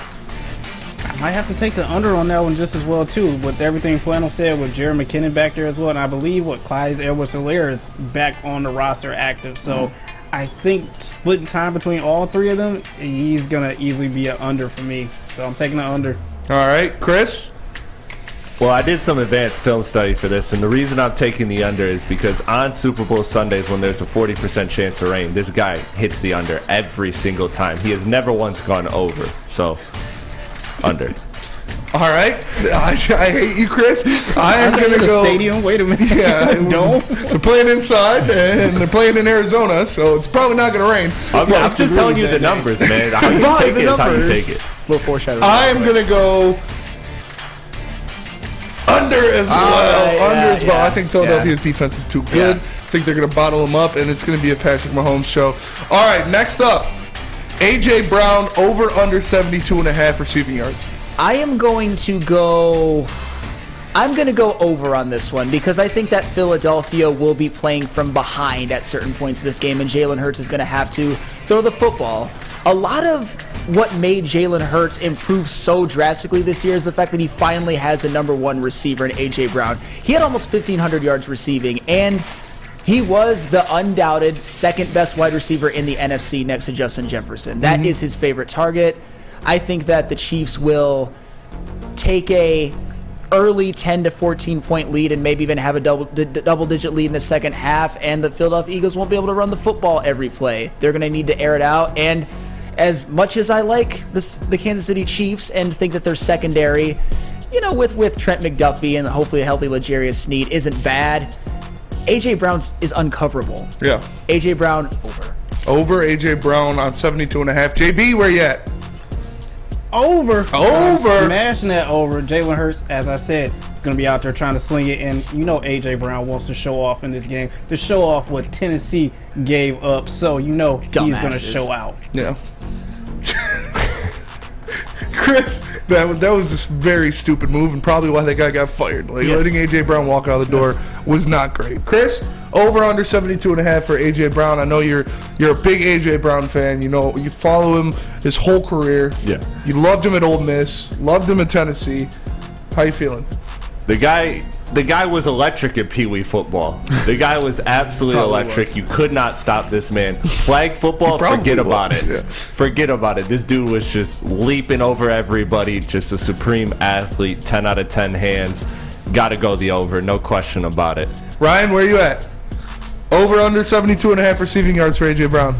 I'm going over. Over, I think Jalen Hurts is going to roll all day. I love it. I'm going over as well. Yeah. Give me A.J. Brown. Consensus. The guy's a playmaker. He's a top 5, arguably, receiver in the NFL. So give me A.J. Brown on the over. And one final one before we go to break. Jalen Hurts, anytime touchdown plus $100. Will you take it? It's got to be rushing or receiving. I'll say yes. Take that? I think he'll get one. JB? Oh, yes. He'll definitely get that. Yeah. Chris? Yeah, for sure. I'm going to take, I'll put some money on that too. The guy is, he had 13 rushing touchdowns Yeah, he had this 13 season? rushing touchdowns. And I predict that he will sneak one in from the 1 yard line because he is unstoppable with somebody pushing him in the back. He's so strong too. 13 rushing touchdowns on the regular season, 2 in the playoffs. Of course, he'll get one. Well, that quarterback ain't throwing it on the 1 yard line in the Super Bowl, I'll tell you that. Yeah. PTSD, PTSD for sure. Know. But that was our Super Bowl Prop It Up. I always like those segments. And I love that segment. Coming up next, we have our Super Bowl By the Numbers, which we haven't done in a while. But first, let me tell you about Lady Jane's. You can come into Lady Jane's for an award-winning haircut experience or a beard trim. I won't need one of those for a little while. And register for a once-in-a-lifetime opportunity to win a down payment on your dream home up to $200,000. Lady Jane's open 7 days a week. Walk in anytime, no appointment necessary, because at Lady Jane's, it's wicked awesome. Woodward Avenue, the first paved road in America. Woodward Sports, the first sports network born in Detroit and made for Detroit. The sports marketing agency would not be who we are without great community partners like Higuera Health and Carol Zuniga. It's an awesome opportunity to partner with your organization. Higuera Health is a comprehensive behavioral health organization. We serve children through older adults with mental health, substance use, and developmental disabilities across Western Wayne counties, and really excited to now be in downriver communities as well. Give us a call at 734-458-4601. You don't have to go to the beach, man. You don't have to get your butt crack full of sand. You just need a little chili peppers, man, to get that glowing beach chili peppers tan. Woo! With 26 locations in the Metro Detroit area and more coming, Chili Peppers Tanning is where you'll find the cleanest salons in the D. Join the Pepper Club for the best deals on unlimited tanning. Head to chilipepperstanning.com. You just need a little chili peppers, man. Have an opinion? Make sure it's seen and heard. Corner, jumper, tweet us, hop on the YouTube chat, slide in the DMS at Woodward Sports on all social media. Downtown Detroit is all decked out this holiday season with the return of the Cadillac Lodge and the Monroe Street Midway. The Midway has a giant slide, winter bumper cars, and an indoor arcade, plus you can grab drinks at the Lodge before or after Red Wings or Pistons home games. Shop, eat, and play downtown with Decked Out Detroit, or check them out at deckedoutdetroit.com. What up, though, everybody, and welcome back to the Woodward Heavyweights live on WoodwardSports.com, the new and improved WoodwardSports.com. There's a lot of good stuff you can check out there. They got the scores going over top, all the different pages to check out anything you want. Make sure you go check that out. It's very nice. But I am Spencer Raxter. He is Flannel Sam. We have Chris Platty in the TD booth, and we've got Noah in the audio booth now, and he's got a hat on, too. I do have a hat on. 2 hats. Double down. I got Double two down. hats. But we just got done with our Prop It Up Super Bowl edition. Now it's time for By the Numbers Super Bowl edition. And this is one of my favorite segments. We haven't done it in a while. Noah, can you drop us a beat, please, for the segment? My good sir. Look at that. He looks like a DJ. Drop that beat, Noah. Wicked, wicked. There we go. Beautiful, beautiful. Yes. Great choice. All right, my first By the Number. I told this to you in the back, Sam, but it might surprise some of you. My first By the Number is 23. Because 23 of Patrick Mahomes' 41 touchdowns this season have been for 5 yards or less. He sucks. He doesn't have it anymore. He can't throw the deep ball. He's walked. No, I'm just kidding. But that means they throw the ball in the red zone a lot. That means they use that kind of offense, play action in the red zone. So it's something the Eagles should look out for. Yeah, no, and it doesn't matter that you got him, it's how you got him. And obviously using Jerick McKinnon is a threat out of the backfield. Travis Kelce is obviously one of the greatest receiving threats of all time. I mean, yeah, maybe this isn't the Patrick Mahomes of yesteryear that had Tyreek Hill as a target, but he's adapted and had an MVP level season. And speaking of Patrick Mahomes and the Chiefs, I'm going to be insufferable this segment. Yeah, but my by the numbers is 1.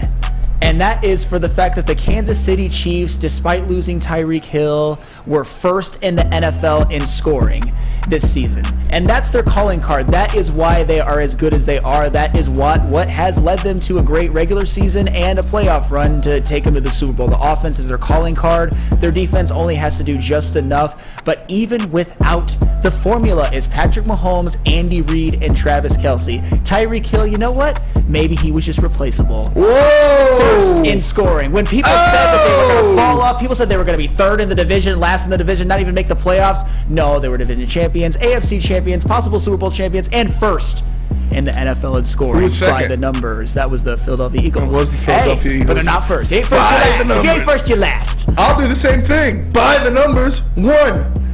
The Eagles were first in the NFL in rushing touchdowns scored this season with 32. That's absurd. The next closest team was Dallas with 24. They almost had 10 more rushing touchdowns than the next closest team. That's obscene. They run obviously, we talked about them getting 13 from Jalen Hurts. Miles Sanders had a great year. Kenneth Gainwell was good. Boston Scott punched a couple in. This is a team that pounds the rock, runs the ball, and that is what they're going to have to do against the Chiefs if they want to succeed. Unfortunately, the Chiefs have Chris Jones. Yes, but I still think the Eagles, with the best offensive line in football, can have some success on the ground. Yeah, and that's something that's obviously a concern for the Philadelphia Eagles. And you know what? As much as I am rooting for the Kansas City Chiefs and I think they will win, I got to give some flowers to the Eagles because obviously they were a damn good team. My by the numbers is 4. And this is pretty much as absurd as your rushing touchdown stat. The Philadelphia Eagles had 4 players that had at least 11 sacks. Yes. And I'll tell you what, as much as big of a Patrick Mahomes fan as I am, even him, the immortal Patrick Mahomes, when he got faced with the pass rush in the Super Bowl against the Tampa Bay Buccaneers, they lost. He led them to 9 points. He threw interceptions. He was running for his life. And the Philadelphia Eagles defense, you got to be thinking, if we can get to Patrick Mahomes and limit him and make him force some throws, throw before he's ready, that is our pathway to win. And the Eagles, as much as I hate to say that, they have the guys that can do it. 4 players with 11 or more sacks. You never see that. That's insane. That's extremely impressive. And my by the numbers plays into that as well. It is the number 24. Because that is the amount of times Patrick Mahomes was sacked this season. Only 24 times, which was second in the NFL for qualifying quarterbacks, behind only one Jared Goff, who was only sacked 23 times. Oh. But the Chiefs' offensive line has been elite this season. They protected Patrick Mahomes a lot. He's not holding on to the ball as long as he used to because he's taking what's given to him. So if he continues that, he can try to escape that Eagles pass rush. Yeah, and honestly, I think that has a lot to do with it. Obviously, the offensive line is much improved to where it was a couple years ago, and it's been healthy. But also, yeah, Patrick Mahomes, one way that he kind of has gotten himself into trouble, and the very few times he's gotten himself into trouble, is holding onto the ball too long, trying to make magic when he should just get rid of throw it to his check down, throw it away. And yeah, he's done a lot better of it this year, and that's one of the reasons why the offense is so lethal and why he's MVP. Speaking of Patrick Mahomes, once again, my number is 1. because Patrick Mahomes is first all-time in playoff passer rating, first all-time in playoff completion percentage, first all-time in passing touchdowns per game in the playoffs, and first all-time in touchdown to interception ratio in the playoffs. And what that tells me is that Patrick Mahomes, I think, already is on the trajectory to being the greatest regular season quarterback ever. I like it. Yes, but he has elevated his game in the playoffs. The only thing missing from him being a top 5 quarterback of all time right now is more rings, more Super Bowl MVPs. And I think this is the year where they do it because he doesn't shrink under the pressure. He rises to the occasion and delivers, and he will do that again. He is, on a per-game basis, the greatest playoff quarterback ever.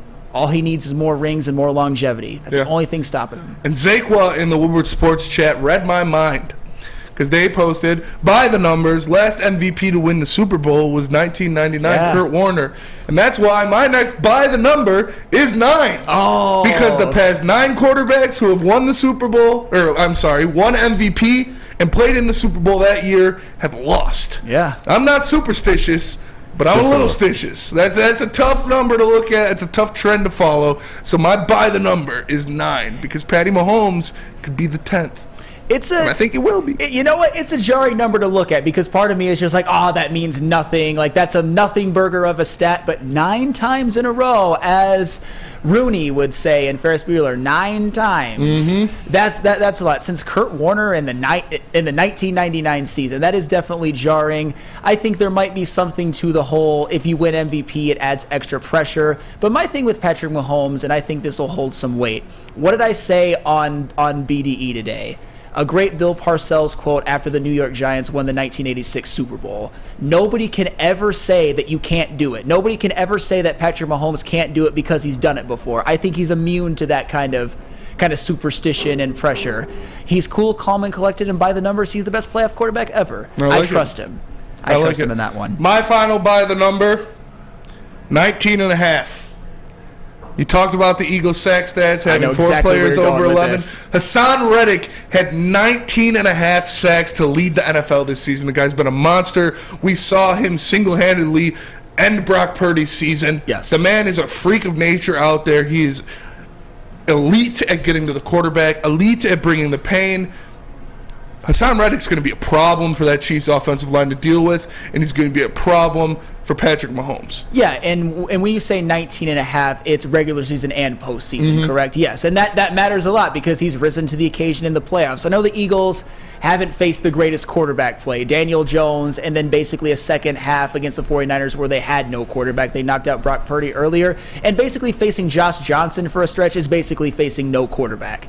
And I get that, but Hassan Reddick, he has been a monster this season. He did not get enough sort of play for defensive player. He really didn't. I don't think he should have won it, don't get me wrong, but he should have been mentioned more. Yes. I mean, I know there's a lot of great defenders in the NFL, like Chris Jones, Micah Parsons, Nick Bosa, who did win it, but Hassan Reddick is right up there. And in regular season and postseason stats, leading all of the NFL, that is what a breakout season he's had and what an impact he's had on the Eagles. I actually I have one more by the number. Let's if hear we got it. time. We definitely do got time. By the numbers. And this is kind of one of those statistical anomalies. 3. Okay. Frank Clark, of all people, is third all-time in NFL history in postseason sacks. That's impressive. And what that tells me is that... Michigan guy. Yeah, Michigan guy. Frank Clark, in the regular season, he's a very, very good NFL player, but he's not a star. But when in the playoffs, for some reason, he rises to the occasion. That means that you already have a superstar, a game wrecker, a future Hall of Famer in Chris Jones, who's coming off his best playoff game ever.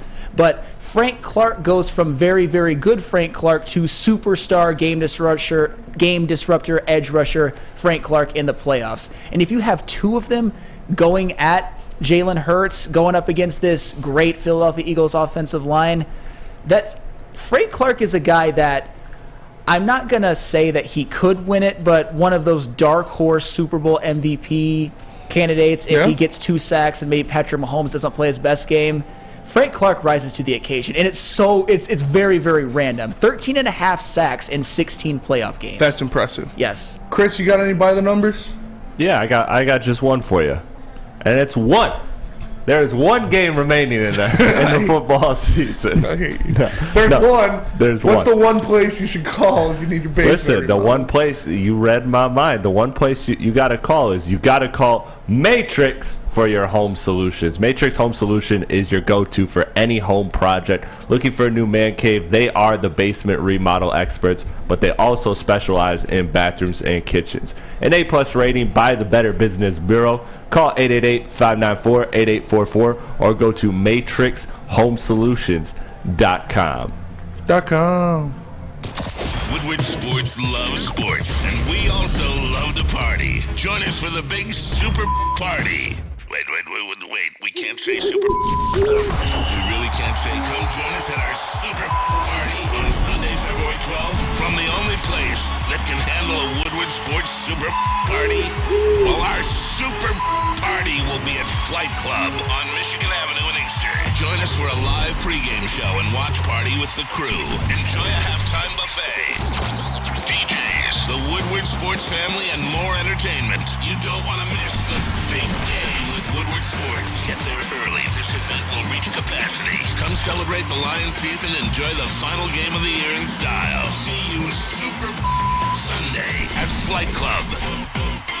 At least the party will be uncensored. And the Eagles are so much better than the Eagles. Hi, I'm John from Better Rate Mortgage, and to me, family is more than blood. That's why I have the biggest family in Metro Detroit. If you're looking to buy a house or refinance and need a loan, come get treated better than family by me and our entire team here at Better Rate Mortgage. We pride ourselves on giving you better advice, better service, and a better loan experience. That's why we are Better Rate. If you're looking for a new mortgage, come get treated like family. Actually, better with Better Rate Mortgage.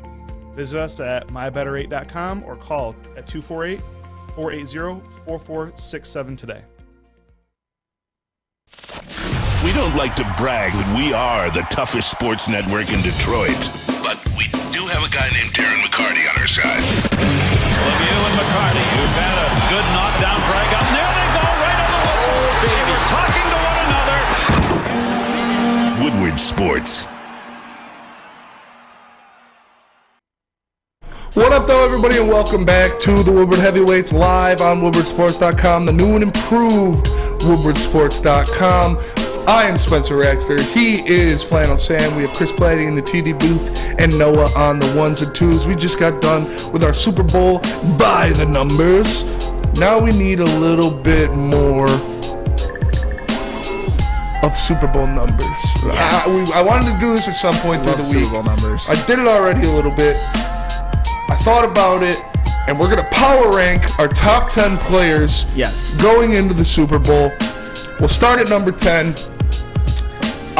In my number 10, I got Creed Humphrey, the center for the Kansas City Chiefs. I think he's one of the best centers in football. He is a fantastic player. He is really what spearheaded that kind of rushing resurgence. He's a big help to Isaiah Pacheco going forward, a big important part of not only the team running the ball, but as well as calling out blitzes and different things for Patrick Mahomes, and he is an important reason to why the Chiefs have one of the best offensive lines in football. So I got Creed Humphrey as number 10. All right, my number 10, and a lot of people aren't going to like this, it's Jalen Hurts. And that speaks more, and that speaks to more how loaded the Eagles roster is and how many all-time great players the Kansas City Chiefs and, quite frankly, the Eagles have. Jalen Hurts has obviously been one of the most improved players in the NFL. He had over 3,700 passing yards and 22 touchdowns and over 700 rushing yards and 13 touchdowns for a combined 35 accounted for in the regular season. And his record as a starter, when you include regular season and postseason this year, although I don't think quarterbacks is necessarily a win stat, like wins is a quarterback stat, but it's still 16-1. Jalen Hurts, to me, he was second in the MVP race. The reason I have him at 10 is because there's just so many great players in this game, and Jalen Hurts is this is his first real great year. Okay. Just having him on the list, when you look at the people that I don't have, is very impressive. Trust me, guys. That number 10 I still think that's pretty low. He would have been the MVP this year if he didn't get hurt. No. Yeah. Still Mahomes. No. If he didn't miss those games, he would have been MVP. They would have had to go undefeated. But number 9 for me, I got the former Lion, one of the best cornerbacks in the game still, Darius Slay. The guy goes out there, big play Slay. He's that for a reason. It hurt me to put him this low on this list, but like you said, there's just so many good players in this game that it's tough for me to put him higher than even guys on his own team that are in front of him. But Darius Slay on the back end of that Philly defense is huge. He goes out there, he locks down. I'm impressed with what he's done this season, how he's connected that team together. So give me Darius Slay at number 9. Ironically enough, at number 9, I have James Bradbury, the guy who was acquired in 2021, second-team All-Pro, and has kind of helped make the Philadelphia Eagles secondary kind of a no-fly zone type, the best secondary in the NFL by far. He has a 46% completion percentage allowed, 3 interceptions, including a playoff interception, and like I said before, the second-team All-Pro. He's a guy that's brought in and has made their defense so lethal against the pass. Man, you're talking about Darius Slay and James Bradbury on the outside. That is insane how good those two corners are. The fact that they two both could belong on this list, but ironically enough, I got James Bradbury at 9. I don't mind it, man. They're two of the best cornerbacks in the league, and they play on the same team.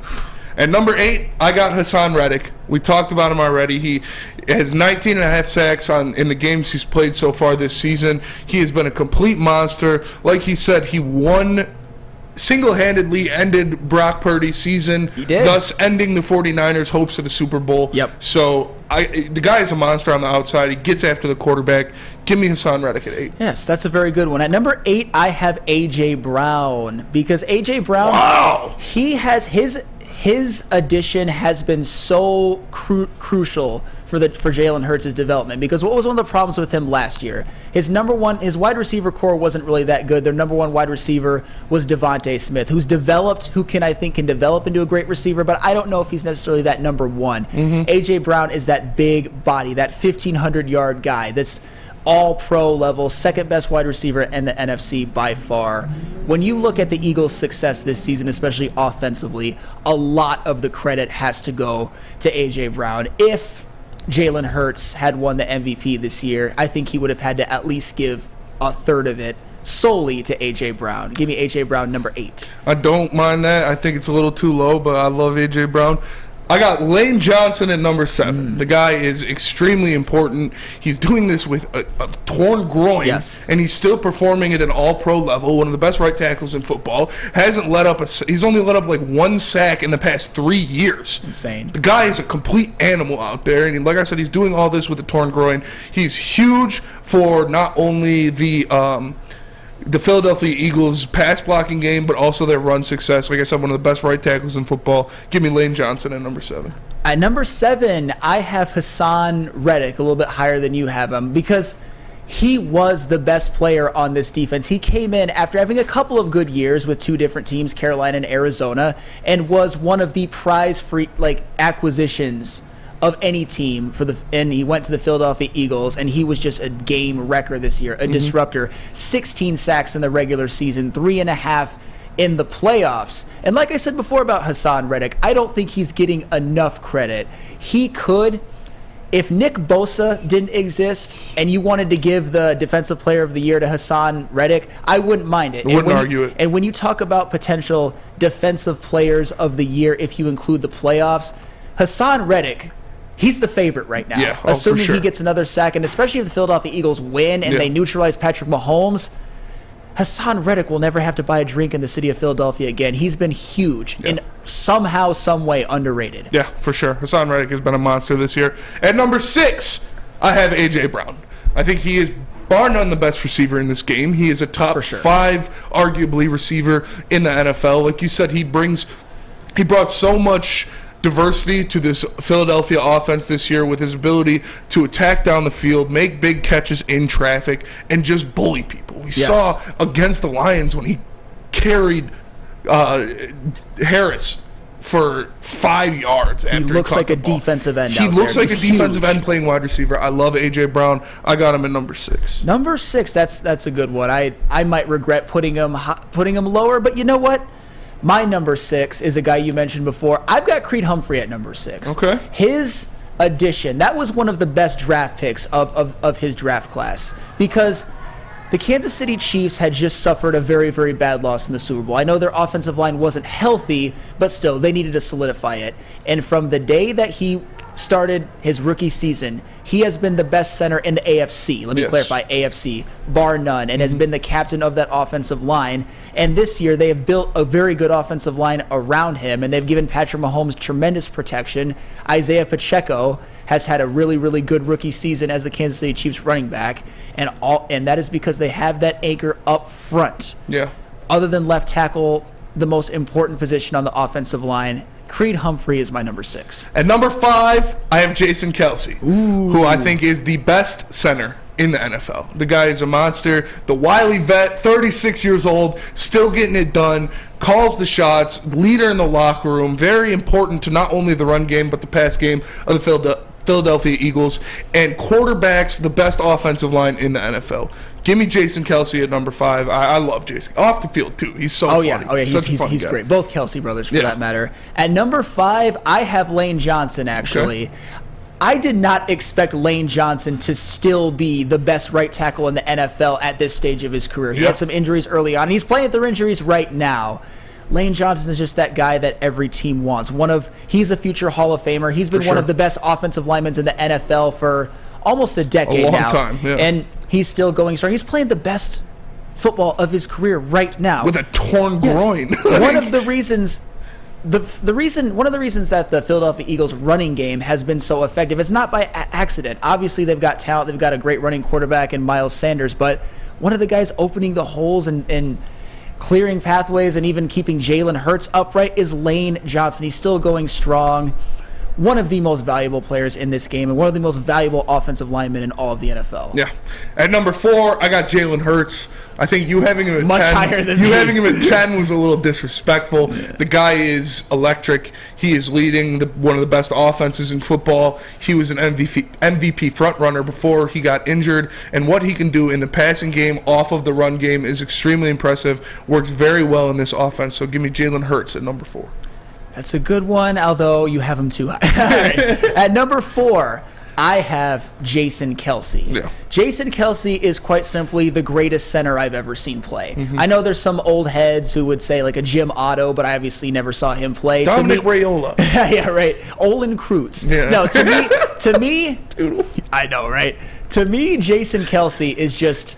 He's a gold jacket guy right now. He's another guy like Lane Johnson, still dominating in his mid-30s, still a first-team All-Pro, the leader of this team. I would say he's probably the leader of this team. He is, man, those Kelce brothers. Yeah. What is in their water? I don't know. 2 Hall of Famers on one field. And need some of Pop's genes. Yes. I'm trying to make a spawn like that. Yes, absolutely. You got 2 of them? It's freaky. And the combination and the way that he's worked so well with Lane Johnson over the years, Jason Kelce and Lane Johnson might be a part of 2 Super Bowl winning offensive lines. Offensive lines that paved the way for one of the greatest Super Bowl performances ever in 2017 by Nick Foles. Yeah. And now this running game of this 4-headed monster with Jalen Hurts, Scott, Gainwell, and Miles Sanders, and this offense that was second in the league in scoring, it all starts up front. Everybody knows that the Philadelphia Eagles have the best offensive line in the NFL. And Jason Kelce is the best center in the league, bar none, not even close. And to me,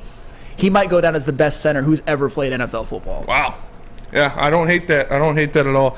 At number 3, we got to speed through these last 3. Yep. I got Chris Jones. He is a game wrecker. He is the best interior defensive lineman in the NFL, not named Aaron Donald. He is extremely impressive in what he does in stopping the run and getting after the quarterback. His stats, when you brought him up about his stats in the playoffs, were kind of surprising to me. Very surprising. But still, the guy is a monster. He is a load, and he is going to be a big part of if the Kansas City Chiefs can slow down the Phillies' run game. Yes, I got Chris Jones at number 3 as well. Chris Jones is better than Aaron Donald right now. Right now, and this year. Yes, and he is the best defensive player in this game. He's having the best season of his career. He is an absolute game wrecker, and he's coming off of the best playoff game of his career, having 2 sacks. He made the big play to sack Joe Burrow on that 3rd down that allowed the Kansas City Chiefs to get the ball back. Those are the plays that Chris Jones can make. He can wreck games. He's another one, dark horse Super Bowl MVP. Chris Jones, number 3. Yeah, and I mean, our top 2 have to be the same. That number 2, Travis Kelce, the best tight end in the history of the league. Yes. The guy's a monster. He's always open. He catches everything. He's a freak of nature. And then number 1, Patrick Mahomes. Yes, he's the best player. I'll let you go on Patrick Mahomes. No, and quickly on Travis Kelce, the best tight end ever, who just had a season in which he had his career high in receiving touchdowns. Unbelievable. And Patrick Mahomes, yes, the best football player I've ever seen with my own eyes. This season's MVP, leading the NFL in touchdown passes, passing yards, and QBR.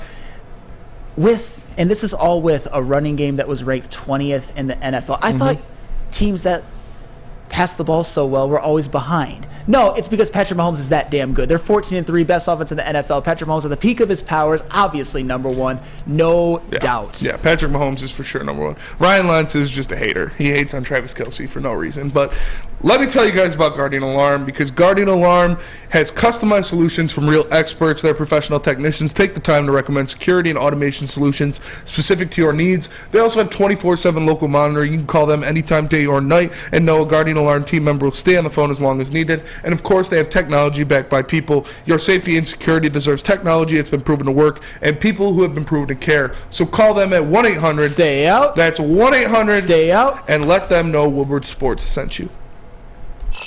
The only sports network in Detroit that starts with a W. You know, because we win. Woodward Sports, Detroit's winning sports network. Introducing the Planet Fitness Guide to getting that post-workout glow.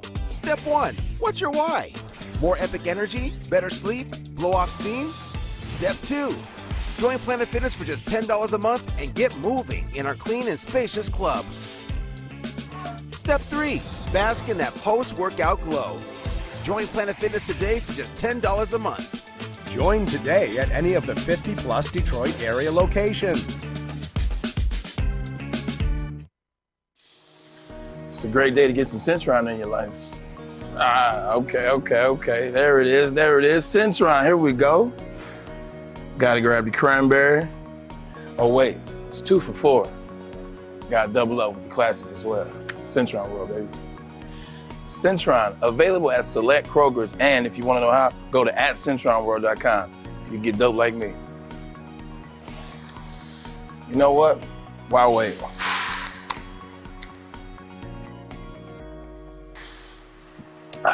Great taste, guaranteed.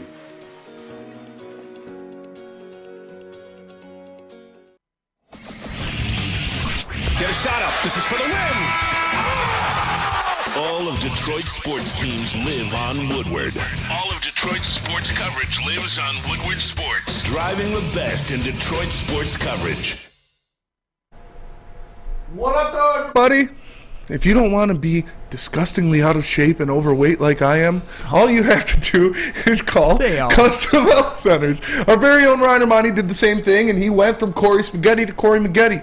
But in all seriousness, Ryan Ermanni did enlist the help of Custom Health Centers and lost upwards of 20 pounds. You can do the same by calling them at 844-789-8446. That's 844-789-8446. Call Custom Health Centers today and let them help you lose some weight. Don't be fat. What up, though, everybody, and welcome back to the Woodward Sports Network. We are the Woodward Heavyweights live on WoodwardSports.com. I'm Spencer Raxter. He is Flannel Sam. We have Chris Platty in the TD booth, and not JB Smooth. Noah Woolbuff. How do you say your last name? Woldbrecht. Just like it's spelled. It's not that hard. Yeah. Hopefully, I don't know. Easy always says some stupid way. Noah Woolbrecht. See. In the ones and twos. We appreciate you for filling in. As JB went to go see D-Mac wrestle, which probably a lot of fun. Keep it in the Woodward Sports crew. I like it. Keep it in the Woodward Sports family. Support for our sure. own. But now we understand where his loyalties lie. Yeah. So JB, get it. Like the only other black guy on the show wasn't here, so you felt like you could just leave. But no. But we just got done ranking our top 10 players in the Super Bowl, talking a lot about Super Bowl behind the numbers. So let's take it back to the Detroit Lions, because the Detroit Lions had a great season. They were eyelash away from making the playoffs, a Baker Mayfield underthrow away from making the playoffs, a fixed job away from making the playoffs, and now they have real expectations coming into next year. They have something they're shooting for. They have a team that is set to win. Their expectations next year, at least for me, and I know from a lot of people, are to win the NFC North. Yes. Aaron Rodgers likely out of Green Bay. Minnesota Vikings, complete fraudulent team. The Bears have the worst roster in the NFL. The Detroit Lions should have realistic expectations to win the NFC North. Flannel Sam, do you think those are realistic? In the words of the great song on the Drake album, Take Care, hell yeah. Hell yeah. Fucking right. Yeah, absolutely. Oh! You know, one of the reasons, it's because the Minnesota Vikings, the team that actually won the division last year, were a anomaly wrapped in a fugazi, just wrapped in a problem. They were a complete and utter fraud job. Last year, I have some crazy, crazy numbers.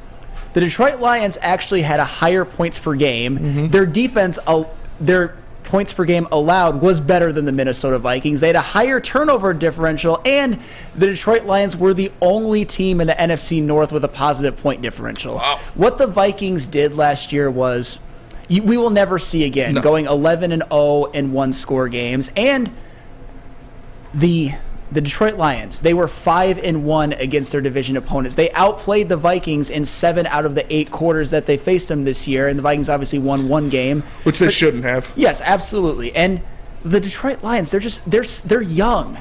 Very young. They've helped build up this team through the draft. Penei Sewell and Amon-Ra St. Brown were the prize sort of toys of Brad Holmes' first draft, and they went on to become Pro Bowlers. Mm-hmm. Aiden Hutchinson, Kirby Joseph, Malcolm Rodriguez, James Houston, they all had phenomenal rookie seasons, and I think a couple of them could end up being Pro Bowlers this year, particularly Aiden Hutchinson. It's because the Detroit Lions are good. They've played great football in a 10-game stretch. Even their defense, which was terrible at the beginning of the year, they improved. And like I said, the Vikings are absolute frauds. All those numbers I gave you, it should not compute that they won the division, but they did. And like you said, the Packers, the Aaron Rodgers uncertainty, they've got some talented players. They've got some good defensive players and running backs, but if Aaron Rodgers is there, they're basically in cap hell, and we do not know what the hell Jordan Love is. Mm-hmm. And the Chicago Bears, even though they have the number 1 overall pick, they have the most cap space going into this offseason. Yes. They, at this moment, have the worst roster in the NFL. Their defense was last in all of the NFL in points allowed per game, and it was even worse after they traded away Robert Quinn and Roquan Smith. And their offense, their wide receiver core sucks. Although, I mean, Darnell Mooney, Chase Claypool, and Cole Kmet, it's not the worst thing in the world. I like Darnell Mooney, but he was injured for a while. I do too, but that's not good enough. Their O-line sucks. Justin Fields basically was playing by himself. Mm-hmm. I like Khalil Herbert, but right now. So do I. Right now, though, the Lions, they have to be the favorites with everything being considered, with both them being good and the division being pretty weak. I agree.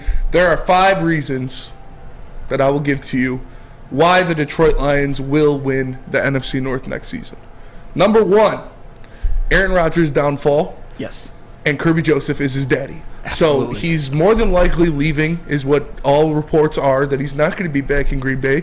But if he is back in Green Bay, his father plays for the Detroit Lions, so I'm not scared of him anymore. Number 2, 4 picks in the first 2 rounds for Brad Holmes. Yep. We talked about the young defense. We talked about young guys improving and getting better. And they're going to have even more of a treasure trove of picks in the first 2 rounds of this year's draft to improve on that defense and maybe add a playmaker. Brad Holmes is making the picks, too. Number 3, this is the German 3, Trubisky. Inglourious Bastards, one of the best movies of all time. But number 3, the cap space the Lions have to play in free agency. Yeah. It's not a boatload of cash. It's not a crazy amount, but it's enough to get them a difference maker. Yep. Hopefully Tremaine Edmonds. Please be Tremaine Edmonds. Wouldn't hate it. But there are other players out there on the market that the Lions will be able to go and grab, that the Lions will be able to bring onto this roster to improve them right away. Number 4, a full season of Jameson Williams. A healthy off season of Jameson Williams. He's going to get enlisted into this offense. He's going to be utilized as a difference maker, and him and Jared Goff will form that connection over the off season. And number 5, and most importantly, the reason why the Detroit Lions will win the NFC North next season, the return of Ben Johnson. Yes. Ben Johnson came back. He turned down the other offers. He led one of the highest scoring offenses in the NFL last year without arguably his most electric weapon, or potentially his most electric weapon, in Jameson Williams. But the return of Ben Johnson means that the Detroit Lions are going to have an equally as potent, if not better, offense next season. And with an improved defense, with guys coming back in year 2 looking to be stronger than ever in Aiden Hutchinson, Kirby Joseph, Malcolm Rodriguez, James Houston, Josh Pascal, the list goes on and on. The Detroit Lions will win the NFC North next season. I have a tattoo bet on it, and I'm going to get the tattoo, and I'm cool with it. You know what, Spence? Credit where credit is due. That is an excellent list because I didn't even get into the Ben Johnson factor. Him coming back, I thought for sure that he would take a head coaching job because I think he earned it. But the calling card for this season for the Detroit Lions throughout the whole year was the fact that their offense, by the numbers, was elite.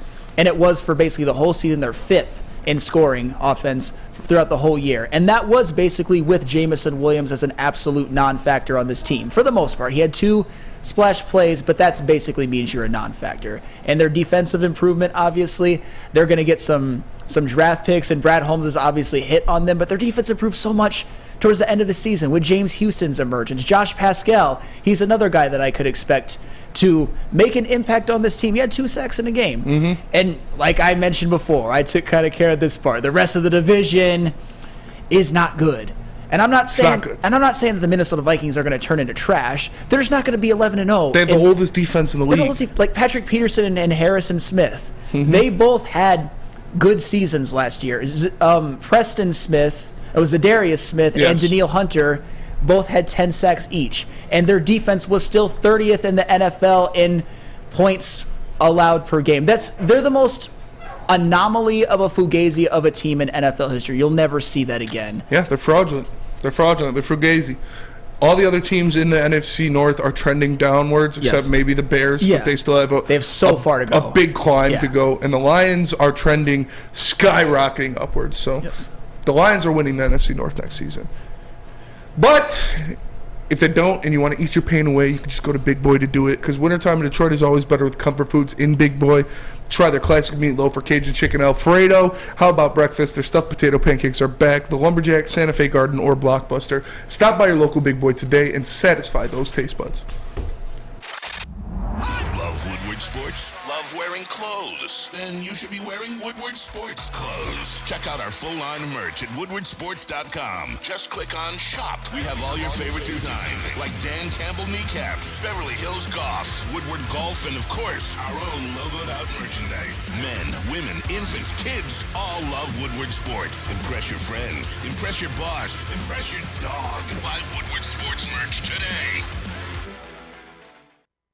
When it comes to making your haircut truly an experience, there's no better place than Lady Jane's Haircuts for Men. Come to any one of our 26 Metro Detroit locations for an award-winning haircut experience and qualify for a chance to win a down payment for your dream home up to $200,000. Our precision haircut and talented stylists will have you looking good, feeling good, and give you a chance to change your life forever. Lady Jane's Haircuts for Men, open 7 days a week. Walk in anytime. It's wicked awesome. What's a winter wonderland if you can't shop, eat, and play? Lucky for you, you can do it all at the Downtown Detroit Market, Cadillac Lodge, and the new winter version of the Monroe Street Midway, all located just across the street from Campus Martius Park. Find the fun at deckedoutdetroit.com.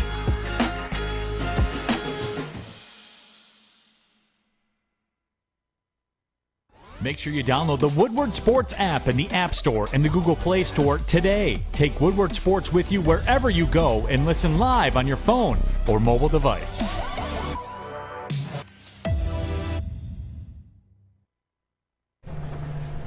Chili Peppers Tanning is where you'll find the cleanest salons in the D. It matters, and it matters at Chili Peppers Tanning too. Sanitized rooms, trained and certified tanning professionals. Join the Pepper Club. They got all the best deals, so they beat all competitors by $5. $5, Flannel. I seen you ready to jump in. I appreciate that. Don't forget to pick up Australian Gold Designer Skin Caltan and Swedish Beauty Lotions. ChiliPeppersTanning.com. The hottest bulbs, the hottest deals, the darkest tans. Once again, y'all, it's ChiliPeppersTanning.com. What up, though, everybody, and welcome back to the last segment of the Woodward Heavyweights live on WoodwardSports.com. I am Spencer Raxter. He is Flannel Sam. We got Chris Platty in the TD booth and Noah Wilbrecht on the ones and twos. I am him. You are him. Before we get into our predictions, before we get into our final scores for the Pistons, for the Pistons, for the Super Bowl, it's a little bit more important. Spurs, what you got? I do want to talk about something that's happening tomorrow that I am very excited for personally. I know you guys aren't as big of fans of the sport as myself or Easy is, but UFC 284 is on tomorrow, and it is going to be amazing. You've got 2 title fights.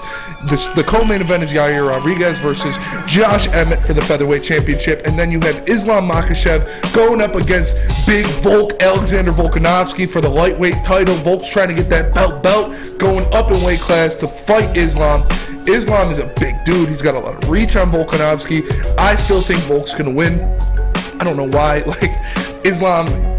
In all seriousness, Islam will probably win, but I just got a feeling that Volk is going to touch him, and he doesn't like to be touched. And he's gonna get his hands on him. He's gonna put a hand on his mouth, and he might put him on the canvas. I love Alexander Volkanovski. The dude is the pound for pound best fighter in the world for a reason, and I'm very excited to see what he can do against Islam, because Islam is the best wrestler in the UFC, period. I mean, since Khabib retired. He is the best wrestler in the UFC. It's extremely impressive to see what he's doing, how fast he got that lightweight title, and what he did to do Bronx to get it was extremely impressive. He dominated the best Brazilian Jiu-Jitsu practitioner in the UFC made it look easy. So Islam versus Volk is going to be awesome, and I agree. Cornelius T says if Islam stands up, he loses, and that's for sure. I think Islam said before the fight, I'm going to stand up with him. No, you're not. He's going to get punched once by Volkanovski and be like, oh shit, I'm going to take him down, which he should. That's how he wins the fight. He wins the fight by taking him down, getting him on the ground, out wrestling him, and smash. That's what he does best, is that ground and pound, get on top of somebody, dominate them for a long period of time, wear them out, and then finish with a TKO. But if Islam really lets his pride get the best of him, tries to stand up with Volk, he's going to get knocked out and he's going to lose his belt. Because Volkanovski is an excellent striker. He beat the shit out of Max Holloway. Max Holloway is one of the best strikers that the UFC has ever seen. He's one of the best boxers still in the UFC currently. And Volkanovski beat the shit out of him twice. And the last one wasn't even close. He absolutely abused that man. I've never seen Max. Max does that to other people, and Volk did it to him. So I really do think that Islam is going to win. I don't think he's going to stand up, but there's something in my gut telling me Volk. And that's why I want to go Volk, and I just like him better. But obviously on this card, we had a great one get canceled of Robert Whittaker was supposed to fight Paulo Costa on this card as well, but that ended up getting canceled. But you still got Yair Rodriguez versus Josh Emmett, which should be a great fight. I think I got Josh Emmett winning that one. This is going to be a great card. I'm very excited. I'm going to watch it at my boy Stash's house. But before we leave, we are going to give our Super Bowl predictions and final scores. And first things first, I got to tell you guys about Scott Klingler's. The man, the myth, the legend, Scott Klingler in the UFC chat has the Eagles to win the Super Bowl, and I'm with him. I got the Eagles. I got the Eagles winning this one. I'm going to say 34-27.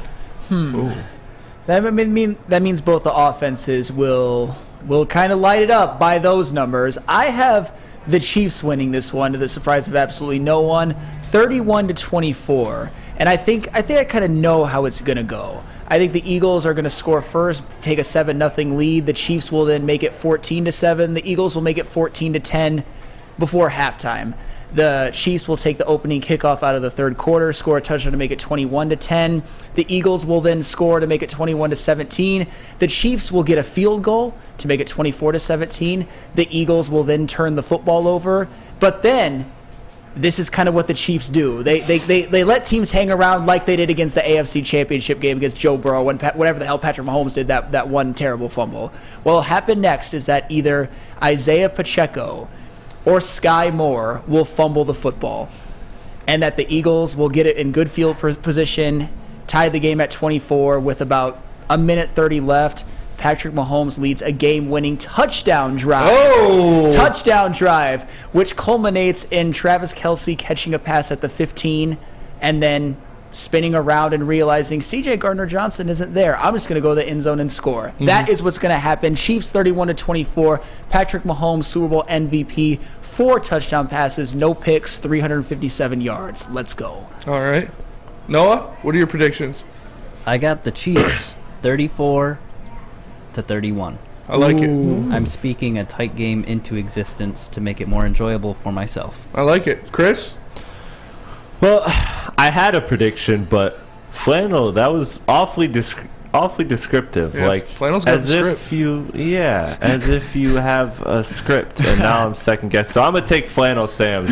I'm gonna take Flannel Sam's. That seemed believable. All right. Well, that'll do it for us today on the Woodward Heavyweights live on woodwardsports.com. Make sure you all enjoy the Super Bowl, but please be responsible and don't drink and drive. For the man to my left, Flannel Sam. For Chris Platty in the TD booth, Noah Wilbrecht on the 1s and 2s. I am Spencer Raxter. We are the Woodward Heavyweights, and we'll catch you guys tomorrow. Well, nope. I'll see you guys on Sunday live from the Flight Club. Peace. Bye, Mom.